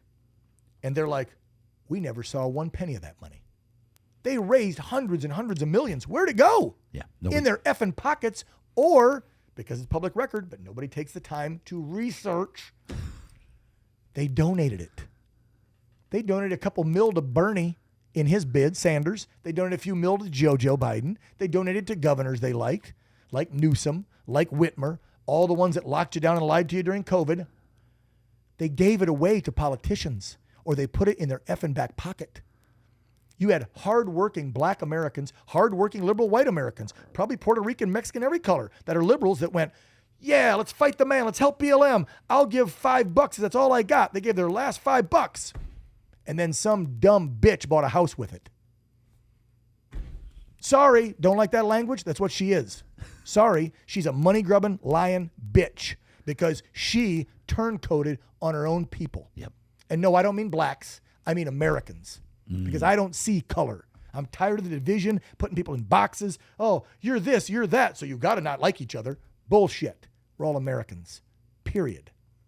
So when I see Americans being wronged and remembering what my good brother told me, that I'm a public servant and journalists are supposed to provide a service just like a cop and a firefighter does, I took that to heart in 2008. Yeah. And that's what I'm trying to do, is be a servant of the people, all people, not conservative, white, Christian, MAGA people, all Americans. All Americans. And if people would get out of their own way, get rid of their own hatred and their own brainwashed beliefs, and just listen to folks like me and others that say, I'm for you, man. I'm for your family. I'm for my family. I'm for his family. I'm for her family. That's what I'm trying to do. Just listen to what we say, but they can't. They're so programmed. They're so brainwashed. They have so much hatred for one man or for one movement. They can't see the light. They can't see the truth. It's right there in front of them. The government and media have come together to lie to you. This is a massive psyop, and you're falling for it. But there's millions of us trying to wake you the F up. Some of us do it nice. Some of us don't. I don't make apologies for my demeanor or the way I present things. Okay? This is me. It's raw. It's unfiltered. I don't give a shit if you don't like it. That's what that remote's for. Click. Yeah. Change the channel. Change the channel. And this is from a guy, you, not that long ago. We're in a studio, basically apartment. Yeah, we were dead broke. With your fiance. We had no money. Like not long, 7, 8 years ago, bro. Yeah, it was 2000. Hold on. We launched right after the shooting. So we launched in October. We were in the studio when we launched because my mom and stepdad wanted to, they've been in Ohio their whole lives. My mom's 78. Yeah. They wanted to move to Cali and help raise my daughter, her granddaughter, and be part of her life. So we agreed. We were in a 2-bedroom condo with Peyton and I and the kiddo, and we went and rented a 4-bedroom house because they sleep separate because my stepdad's on a whatchamacallit machine when he sleeps. Sleep apnea. So we need, sleep apnea. So we need 4 rooms to separate everybody. So we rented, and I couldn't afford it by myself at the time. I was getting paid $65,000 local news job at the local NBC affiliate in Palm Springs. I think that's what I made, 65 or 55. Not a lot of money. Peyton was maybe making 35, 40 doing modeling stuff. We didn't make $100,000 bucks. And if you live in California, 100,000 is nothing, folks. Nowhere. So if you're watching this in Georgia, Ohio, Indiana, Mississippi, and you go, well, 100,000 is a lot of money. It ain't out here. Let me tell you. It's nothing. It's like making 40 back home, where I'm from in Ohio. Trust me, 100 grand is nothing out here because of the tax rate and the cost of living. So we launched the campaign because my mom and stepdad, after 1 year, from 16 into 17, hated California and said, it was a great year. We love being with you and your daughter and but we're going back to Ohio. And they moved back to my hometown of 4,000 people in Northwest Ohio and got the hell out of California. So we couldn't afford the place. We had to get out, and we had launched the campaign. I put every penny I had into it, which wasn't much. I had like 11, 12 grand, and I was down to nothing. I was broke. So yeah, we called a buddy, and we stayed in their casita for 6 months. And we gave him about whatever we could, like each month. He's like, well, at least give me like $500 or $600. And we tried to pull together $500, $600 every month while I was out every day running a campaign, trying to raise money, which, by the way, I never took 1 penny in salary from my campaign fundraising. You know, you can do that as a candidate. Right. Yeah, You're allowed to use a certain percentage. You can pay some of your rent if you have a home office for your campaign. We didn't have a campaign office. We did it out of my home. You can take money to pay your bills. You can take money to pay yourself. I wouldn't do it, even though I was looking for quarters one day. I remember it, to get my kiddo a Happy Meal at McDonald's because I couldn't afford to eat. I just fed her. And I brought this up again for a reason, because I want listeners, watchers to realize this. You're not some like multi-gazillionaire. I'm not Tucker. Like trying to make. No offense. Love Tuck. Yeah. trying to make money agree off. with him on 7 or 8 out of 10 things he says. Not everything. There's not a lot of people I agree with everything. Like even Trump. I love what he did for the country. I love his policy. I don't agree with everything he says, everything he's done in his life, his past. Of course not. But his policy works for America. Key. Okay? That's why he's the best right now at the state that we're in. He's the best. But no, I mean, Tucker's got the family. Both sides were rich. Yeah. And how many years at Fox? Before that, CNN, MSNBC, making multi-million-dollar contracts. That guy's been rich he's 54. He's been rich for 54 years. Yeah. Okay? My parents got divorced when I was 2. My grandmother had a little bit of money, but my grandpa died, and they never spent it because they were good Mennonites. Like, she drove the same old car, wore the same old dresses, lived in the same old house. You never knew she had any money. And then when she died, my uncle stole it all and moved out here to San Diego back in 1996. I haven't seen or talked to him since. If he's hearing this, hey, Uncle Jim, read between the lines. Anyway, so no, I have no money. I didn't come from money. Nobody ever gave me money, and nobody ever helped me get a leg up except friends that I made connections and bonds with. I've never taken government handouts. I didn't go apply for Section 8 housing. I didn't do any of that bullshit. I just work. If you need a job, go get one. Yeah. There's jobs out there. If one doesn't pay the bills, get 2. If 2 doesn't pay the bills, get 3. And this is why I brought it up, because I want people to understand that you are on a mission, a calling from God. This is what I look like. I'm a regular dude, okay? I'm 50 years old this year. I served my country almost 4 years. I like to point it out because I like the truth. Bill Clinton was downsizing in the 90s, closing up bases, remember all that? And I was offered to get out like 5 months early because they were kicking people out, saying, hey, get out, we want less staff. I remember. We left military. I was in then. So I got out a few months early and went home. But I still did 3 years, 6 months. And I got out early. I did the same thing. Yeah, I whatever. took 30 days. So my point is, raised in if you looked at my grandma, you could say middle class, but I was only there until I was like 12, and then I had to move in with my dad. That's definitely not middle class. That was low income, low class, okay? Like, I remember tons and tons of times of not enough food for me and my 2 younger half brothers, and mold on the bread, and sour milk in the fridge, nothing else to eat, and rusty cans in the basement of soup or whatever, and Dad going, well, rip the mold off the bread and make a sandwich and eat it. Like, that's the kind of shit my dad would do, Yeah. right? Yeah. So yeah, there were days that we didn't have food, and he was a drunk till we were 12 or 13, then he sobered up, but he was still an a-hole, and he still hit us and was a jerk. So whatever. So I went through that crap. I don't dwell on that. I don't cry about it. Yeah. I don't have emotional issues about it. I don't give 2 shits. That's my past. I'm looking at the now and the future. And for my kid, who's going to be 17 this year. Wow. That's what I care about. So I had that upbringing where I had a few good years in my younger years, and then the last years of childhood before graduating high school sucked, and then I went in the Air Force. Did my tour of duty, would do it all over again. Loved it. Loved saying I'm a vet and that I served my country. I wish we were like Israel in that respects. I wish that every single American youth had to do 18 months in the military. Or if they couldn't handle the military branch, make them go work for the Peace Corps or something. But I want them to learn patriotism and serving others. Because if every American kid, if we started that right now today, we'd get rid of a bunch of this liberal bullshit that's ruining the country, where they're out there on campuses going, death to Israel and death to America. American or colonizers. America was never great. America sucks. You know, you can only say that because people like you and I served and our buddies died, so your dumb ass could say that. Yeah. Yep. Anyway, we'll probably never get to that mandatory service, but we should. So then I got out. I thought the same exact thing. When I got out of boot camp, I said every kid at 18, men and women, should be mandatory, at least go to boot camp. Yeah. Because that was all I needed, attention to detail, authority, discipline, on boot camp. I know. So Changed my... did that, got out, went back home for 5 months, worked in my hometown bar. It's called Icky's, still there to this day. Icky's, oh good. 1, 2, 3. The 3rd generation is running it now, with the 4th generation working at it. Same hometown bar. Shout out to 4,000 people. Icky's. Love it. They make the best sandwich called the Big Ick. It's a half-pound huge burger that with sounds melted cheese and all the traditional toppings and a sesame seed bun. It's huge. I get one every time I go home. I worked there for 5 months and said, what in the hell am I doing in my life? I think I want to keep being a journalist, because I did it. I worked for the Armed Forces Radio Television Service, AFARTS, as we call the acronym, right? Yeah. And I reported for AFARTS and AF News, Air Force News. And so after 5 months, I'm like, I got to get out. I moved to Cali. My goal was to move in, actually, to San Diego, but I never made it in 1996. It was December when I trekked across. I had a little Jeep and a U-Haul behind me with whatever I had in my pocket, about $3,500 from the military. And I drove out, and I was going to go to San Diego, move in with a buddy in OB. He was working for the USA or TNT network. He was an extra, and he'd get a couple lines once in a while on Silk Stockings and Renegade with Lorenzo Lama, all those old 90s shows. Remember those? Yeah. He had constant work with them because they had a studio here. And I was going to move in with him, bartend in the night, go to casting calls in the daytime, and try to get on television, doing something, acting, TV. I didn't know what. I only made it to Palm Springs, La Quinta. That's how I found that place in the 90s.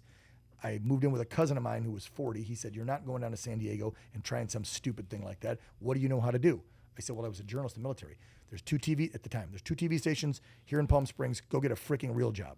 And I went and got my first job as a photojournalist, the cameraman, because that liberal, educated news director said that my 4 years in the service as a journalist wasn't as good as a piece of parchment paper degree in journalism from a university. And so I couldn't be a reporter because I wasn't a trained journalist with a piece of parchment paper. I could only be a photographer.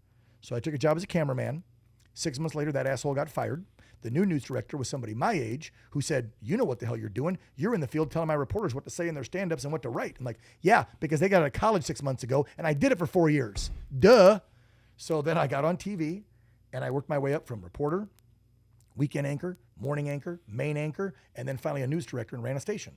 And then the whole, I got canned in 17, ran for office, and you know the rest of the story. That's the life in 2 minutes. So yeah, we went in reverse. We got the bio at the end, but we started with I don't know what the hell. What did we start with? I don't even know where we went. I said something and you just censorship. You and media. immediately just yeah. We went with censorship and media. Steamrolled. And I want to end with that because that was a bulk of our conversation was media, how it's corrupt, and how they censored One America News. So what I will tell you is up to date, we have a handful of MAGA Freedom Caucus House members in the GOP who've sent letters to James Comer and Jim Jordan, telling them to hold a public hearing this fall on behalf of OAN to discuss why those 6 Democrats could send those letters and get an entire news network banned. And so we're hoping they will do that. Millions have seen the Tucker interview, which my sole purpose for begging Tucker to put me on, because literally I had to beg, was to talk about the plight of OAN, what had happened, that federal government officials pushed private companies to shut down freedom of the press. So we're hopeful that that happens. We have the 2 lawsuits. The Smartmatic one is done, got settled for the $2.2 billion. It's out of our hair. Dominion's next. We think that one's going to be settled and done and out of our hair because we didn't defame anybody. And if you want to get sued for defamation, you can sue every TV station out there. So we think we're going to win or settle, and those are going to be gone. Our advertisers are returning. Come on. I'm told we're not back to full speed, but we're getting close. And we don't track ratings anymore because they kicked us off, but people are following us. People are finding OAN, and they're realizing that we're one of the only truth tellers out there left in these sea of media liars.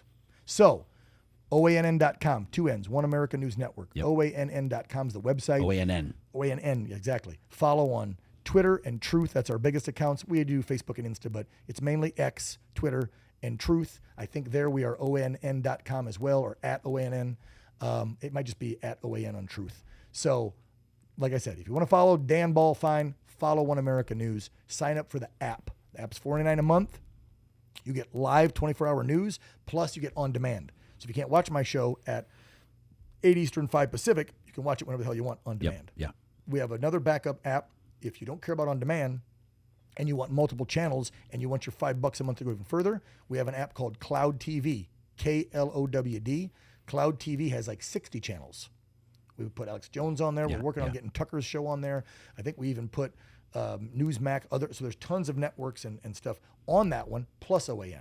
So it's either $5 for us with live on demand, or it's $5 for us live and 50 more channels.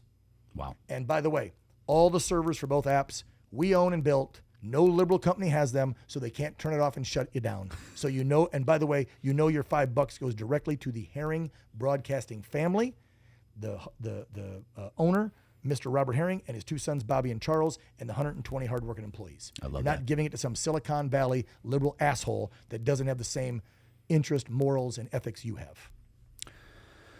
Last question. Uh-oh. Back when things were, you were in the, going back to the casita, the apartment, the studio. You're down and out. You could say that. Yeah. At that point, here's the question. Your fiance, Peyton. Yep. Stuck with me through it all. That's my question. Yeah. Did she believe in you any? Because she wasn't one of those, they let you grab them by the you-know-what because they want the money. And that's what I'm getting at here. Did she believe in you any less at that point? No. So you're trying to get me to cry at the end. You dirty son I'm of a... not. Number 4. What did her belief? We just had this discussion last night because mean to you? I was doubting something last night about myself. And I won't get into what I was doubting. And she said, I always knew you would do that. Why do you doubt yourself? And I'm like, honey, because I think a lot of men have doubt. It's how you get through it. It's how you deal with it. Yeah. Because let's be real, big, strong men from our era are different than these little 20-year-old soy boys today, right? We're told you got to be the provider. Even if you want your woman right there making the same money, doing the same with you, you're still taught our era, you got to be the provider. Correct.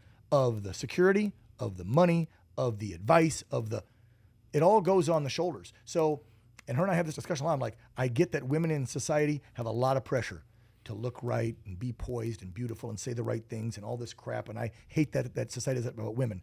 But I'm like, honey, you also know society puts a lot of pressure on men too, right? She's like, well, what do you mean?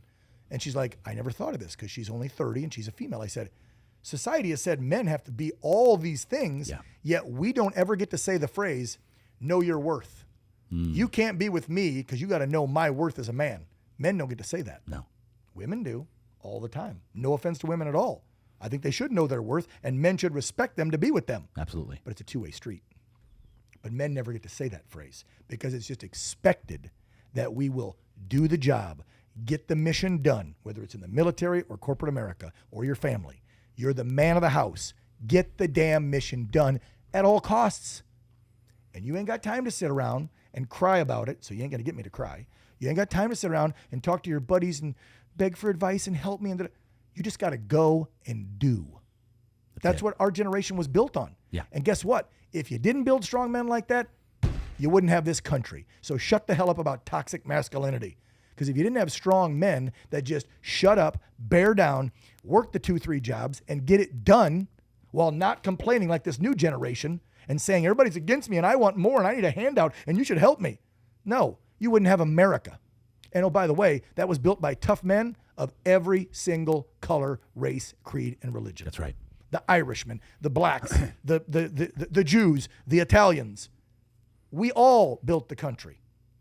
And yes, it was men that built it, while strong women were at home raising the families. And I get today is different than that, but think about 17, 18, early 1900s in this country. The men went out and built the skyscrapers, and almost all of them were immigrants, right? Yep. Yeah. Coming from Ireland, coming from Italy, coming from England, okay? And the women raised the family while the men were building the country. And to this day even, do you see a bunch of women on linemen down in Texas going up 1,000 foot on the pole? Do you see them in New York City going down with rats as big as a small freaking alligator cleaning the sewers out? No, these are manly men jobs, and men still get the shit done in this country that need to get done. And I'm not saying we don't need the women, we do. But I think men need to be appreciated a little bit more than they are because there is a shit ton of weight on our shoulders that nobody ever talks about. We carry a lot. And so when you have a strong woman that tells you, like Pate, I didn't doubt you. I knew you were destined to do this. I'm like, whoa. Then I get teary-eyed because then your partner is reaffirming what they've seen that maybe you can't see because you're blinded by something. Doubt. You're discouraged. Insecurity, doubt. Because something didn't work right. Today I didn't land that $1 million contract if you're a hedge fund guy. Today I didn't sell that car if you're a car salesman. Today I didn't nail that live report if you're a journalist. I effed up a word. Whatever. Men start to doubt when they have a little bit of a hiccup, right? So it's really good to have that strong woman there that provides that backup. And she literally just said that to me last night. We were doubting something. Oh, I know what it was. Oliver North's publisher called me last week and said, we'd like you to write a book. And I said, about what? And why the hell do you want me to write a book? I'm nobody. I'm just on this small cable network for the last 4 years. I don't have multi-million following like Tucker Carlson or Sean Hannity. The country hasn't known my name for 25 years like Sean Hannity. They've known it for a couple years and only a few million, not millions. Why would you want me to write a book? And the publisher guy said, well, we think that your story and what you've done in the last few years too, and judging by, because Ali knows me, he said, I talked to Ali, knowing your background, which you just all found out in the last 3 hours, is pretty interesting. And I think a memoir type inspirational, type self-help, tied to politics, and mission-oriented book people would buy. And I said, okay, you're the publisher. He's like, I've done 22 of Ollie's last 25 books. Wow. And they were all, bestsellers. They're great. And Ollie thinks you're great and you should write a book. And I said, okay, what do you think it should be about? And he goes, well, you got to tell me. So then we talked on the phone for like a half hour and I told him what I thought it would be about. And then I said, I don't know, maybe we'll call it the Unafraid Patriot. And he goes, that sounds okay. And this is how I'm going to wrap up your interview. He goes, but I think a better, crisper, cleaner name for the book should be called A Fearless Patriot. And so from now on, that's what I'm going to go with. How about that? Be a fearless patriot. And that's how I introduced And you. that's what I'm going to write about. You're on all cylinders right now. I only know you from this interview. No, I'm serious. I woke up about 20 minutes before I got here. I only know and you. I have no coffee. I don't do drugs, and I barely drink alcohol. I only know you from this interview. Yeah. And I can already tell that you are operating in your calling right now. Trying to. You are on all cylinders. Trying and to. Is there any way that you could operate at this level on all cylinders, fearless, without Peyton's belief in you? Like, would you be at the level that you're at right now without her be by your side? Is that possible? No. I think dudes think they can. Men think they can do it all by themselves. And some narcissist, egotistical dudes Correct. do. Yeah, absolutely. But guess what? I tried that by myself. After my divorce, before I got married, I was a big-time single bachelor, and I liked it. I played the field, and I had a lot of fun. Mm-hmm. A buddy of mine's grandma told me years ago she was married for the second time. She was in her 80s, and we were down at her house talking to her, and her husband sitting over there. He couldn't hear very well. And we were 16 or 17 talking about dating girls, whatever. And his grandmother, it stuck with me. He said something about, how do you like Charlie? Because Charlie was a funny grandpa we used to tease. It was her second husband. And she said, well, I'll tell you what I wish I'd have done different when I was younger. Played the field. And that stuck with me. And so I played the field for a long time. I did not want to settle down. But I can tell you now, today, if I didn't have the kid to fight for, raise, and teach the right morals and ethics and patriotism, and I didn't have the love of a good woman pushing me and giving me reassurance when I need it, no, I wouldn't be where I'm at. No Period, way. point blank. Point blank. And I think probably a 20 or 30-year-old dude would have a hard time saying that today because they think it's all on them because, as we just said, we do have a lot of pressure. Yes. But at the end of the day, we have that pressure, but we also need the support. And you do have to remind each other of that too. Her and I both, this was a discussion we had last night. We literally had to remind each other because we got into it over something on the drive home from work. Then we took a break from each other for a couple hours. And then we came back together and said, wow, I got to support you more and verbally tell you that more. And she said, and then she even texted me. I was at the gym at like 11 last night. She texted me and says, thanks for humbling me today and realizing I need to talk to you more about supporting you. And thanks for saying to me, because I verbalized her at the gym, that you need to say it to me more too. Wow. We had that conversation 12 hours ago. And I brought it up. And we've been together almost 10 years. And she's put up with me for all 10. And let me tell you, as you can tell listening to me for 3 hours, I'm a lot to handle. Well, I kept getting nudged by For any woman. I kept getting nudged. I'm a Holy Spirit-driven guy to go there a little bit for a reason. I don't know why. And I will end on happy stuff since we talked about a lot of negative, and then I got to get to work. Yep. She's going to rip me because she's my producer. And she's like, are you Yep. Question mark. Tell See? her the reason it's going so long is because we're talking about her right now. I'm literally going to say, hold on. Yeah. Talking About you on the air right now. Because she's like, on your way yet? And then tons of question marks 12 minutes ago. So she's getting pissed off at me. I'll end on positive stuff. Let's go. So this woman that helped me out and this church that helped me. Yep, Awaken Church. Pastor Jurgen, That's how we know each other, and by his the way. amazing wife. Because I saw Leanne, you speak. In full disclosure. That's right. Yeah, you saw me speak 3 years ago at the church. 3 years ago. October 18th at a little unknown place down in Florida where this guy with an orange tan lives. Peyton and I will be getting married in October. And the pastors will be our pastors. Stop it. Leanne and Jurgen. Yep, they're both going to do it. We wanted to, but we couldn't decide. Come on. Because I told her, I think I like Jurgen a little bit better because he cracks me up, and she likes Leanne better because she's a female. And I said, well, let's just have them both do it. So they're going to be marrying us in October down at Mar-a-Lago. Oh, bro, how cool is that? Yep. Amazing. Daughter's going to be there. She's going to be in a wedding party. I'm bringing buddies from since I'm 4 up and through the military, through TV, through sales. So I'm going to have buddies there that I've known for 45 years. And we're going to bring in some political figures and folks in the movement that we become friends with too, to kind of make a statement at our wedding. that we really don't give a shit because we know it's going to make headlines. We know that the liberal left's going to freak out that a talk show host on the right-wing MAGA network, OAN, held their wedding at Trump's Mar-a-Lago home, and that, Matt Gaetz was in attendance and Trump stopped by and grabbed the mic because he told me last Wednesday he will, which will be fun. Yeah. So, yeah, it's our wedding, and we're also making it kind of a statement. A little spectacle. To the left, to the liberals, to the deniers of truth. That's the Sicilian in me. My mom, we found out, who was adopted, that she was Sicilian. So when everybody goes, why are you so cocky? Why do you carry yourself that way? I'm like, I'm freaking Sicilian, huh?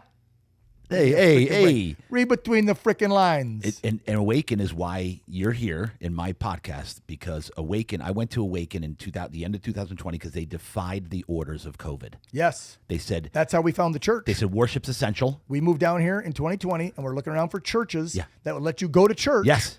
And then a friend of ours at work said, well, I go to this Awaken church. And we're like, we'll check it out. And we went to the Balboa campus first, and we've been going there ever since. First one we saw was John and Becky. Yes. And we loved John and Becky. John was on here. Loved John and Becky. And then a few weeks later, when Jurgen spoke and preached, I was like, okay, I'm in. This is our church. Yeah. And we just started saying it's our church now. Yeah, and we went to the San Marcos grand opening. I was doing a business collaboration with Dr. Matt. That's why I go to True Chiropractic. To our chiropractor. Yeah. Who's getting me feeling really good, Yeah. by the way. We started business It collaboration. works. They're not kooks. Chiropractics work. I preach this every week. I religiously go every week. Anyway, we can go down that path. Yep. Started going there so Dr. Matt never pitched me, never banged me over the head with the Bible. Yep. But then I heard he was a pastor, so I started following him. Then I saw they were defying the orders and you didn't have to wear a mask. I'm like, hey baby, my wife, let's try this church. 40 years I hadn't been in a church. We went, freaking loved it, saw Twisted the musical. So my question to you, do you feel you're your best version of yourself right now and you're following your calling and mission from God? 100 million %. Good for you, brother. Look at the goosebumps. And this podcast for you. is my calling because I've been interviewing people my whole life since I was a child, but now it's just on video because I'm fascinated by people, human nature, and I want to dig out the gold. I want to how do I make an impact every day? Yeah. God has used me as a vessel to make an impact on the kingdom, to take territory. That's what drives me every single minute of every single day. And this podcast, even this podcast has 100 viewers or 100,000 or a million. Yeah. If you change one life, it matters. One at a time. This is it, brother. Thanks, brother. So, dude, and that's because Awaken, I saw you at True Chiropractic. I said, ooh, I've always wanted this guy in my podcast. Cool. I said, hey, bro, let's do it. He was like, done. When? Let's go. Yeah, of course. So, people are like, Peyton even tells me you gotta, work your time out and be selective because we have to book 5 guests a day, 5 days a week. That's 25 people come on my show. Yeah. That's a hard job Peyton has. Oh, yeah. And a lot of people will be like, we'll see them say no to us and they're on Fox the same day. And then we'll call their advisors or their booker and go, what the hell? And like, well, the politician, the senator had to really value his time and we get out to more eyeballs on Fox than we do on OAN. Yeah. So we had to kill the interview with you guys. So when people ask me to come on, I don't care if it's Tucker or if it's you or if it's anybody. Yeah. I want to spread the word. Come on. And not just the word about God, but about America. Yeah. And the mission I'm on. That's right. So when I get an invite, I do it. Done. I don't care. Done. Even if they're opposition, I'll do it. Because if I change one mind and heart, I completed my mission, brother. Just one. One at a time. That's all it takes. That's all it takes. That's all it takes. Bro, I can't thank you enough for coming on the show. It's been an honor. It's been a 3-hour chat. I gotta go to work I now. got you, bro. I got you. I'm like, can I get him going long? Hey, I had Jurgen on here, by the way. You told me, I need you for 2.5. Yeah, I had Jurgen on, and his assistants were texting me. Where is he? I'm like, it's anyway. He went This happens over. on my show. Yeah. I bring guests on, and then Peyton's in the back as the booker, and then I have an earpiece in. She'll be in my ear as I'm interviewing the person. I go long. She's like, you got to rap with him because their handlers are blowing me up, not you. Yes. And I'm sitting here going, well, we're live. You're recorded. Yeah. I can't just go stop because Yeah. your people say you got to go. Yeah. No, I keep going. Yeah. And then if Yeah. the person wants to go, like as we wrap up, I'll make this one quick joke. Yeah. Happens every time with Trump. I've done 6-7 interviews. They'll say, Dan, you have 20 minutes. That's it. Yeah, right. Shit. You want to try and shut Donald J. Trump up? No way. And then me too? Yeah, Put no him way. and I in a room together? I was gonna Every keep. time we I'll go keep like going. 45 minutes to an hour and 15. And his people will be over there and I see them out of the corner. They'll be going. And I can't break and go, what are you going to do? Tell a former president to shut up? No. You just go, baby. He's on a mission. I'm on a mission. You're on a mission. Yes. Everybody should be on a mission. It'll be anarchy. Right? What was that? Breakfast Club? Anyway, so and I'm looking at the time going, I know he told me prior to this that he needs to get out of. He's a 10:45 hard stop. Latest. Yeah. So as long as he keeps going, I'm going to keep feeding. Yeah, no, I got to go. See him. All right, that's it. Hey, hold on. Hey, real deal talk. Real deal talk. Ladies. That's a wrap. A fearless patriot. Thank you, brother. Dan Ball. It's been an honor. It's been a pleasure. I love your cause. I love your mission. I'm honored that I'm going to get to play a small part in that mission by getting this out there. Well, you're playing a role. Let's go. Because you're mission oriented. Because I'm America. What you're fighting for. I'm for Americans. I don't care what side. I'm not a side guy. They're all corrupt. You know, we're taught in the military. It's supposed to be God, country, family. God, That's country, the three family. things. That's all you do. That's it. That's all we need. Any American male right now, if you're looking at any other thing in those three things, if you're thinking about your money and you should be worried about God and your relationship with him. You should be worried about this country and you should be about your family. And your family. That's it. And lead. That's all and what? need. Grow a pair? Yeah. And grow a pair of balls like Dan Ball. Like Dan How's Ball. that for an end? Let's go. Ladies and gentlemen, Real Deal Talk. That's a wrap. Thanks,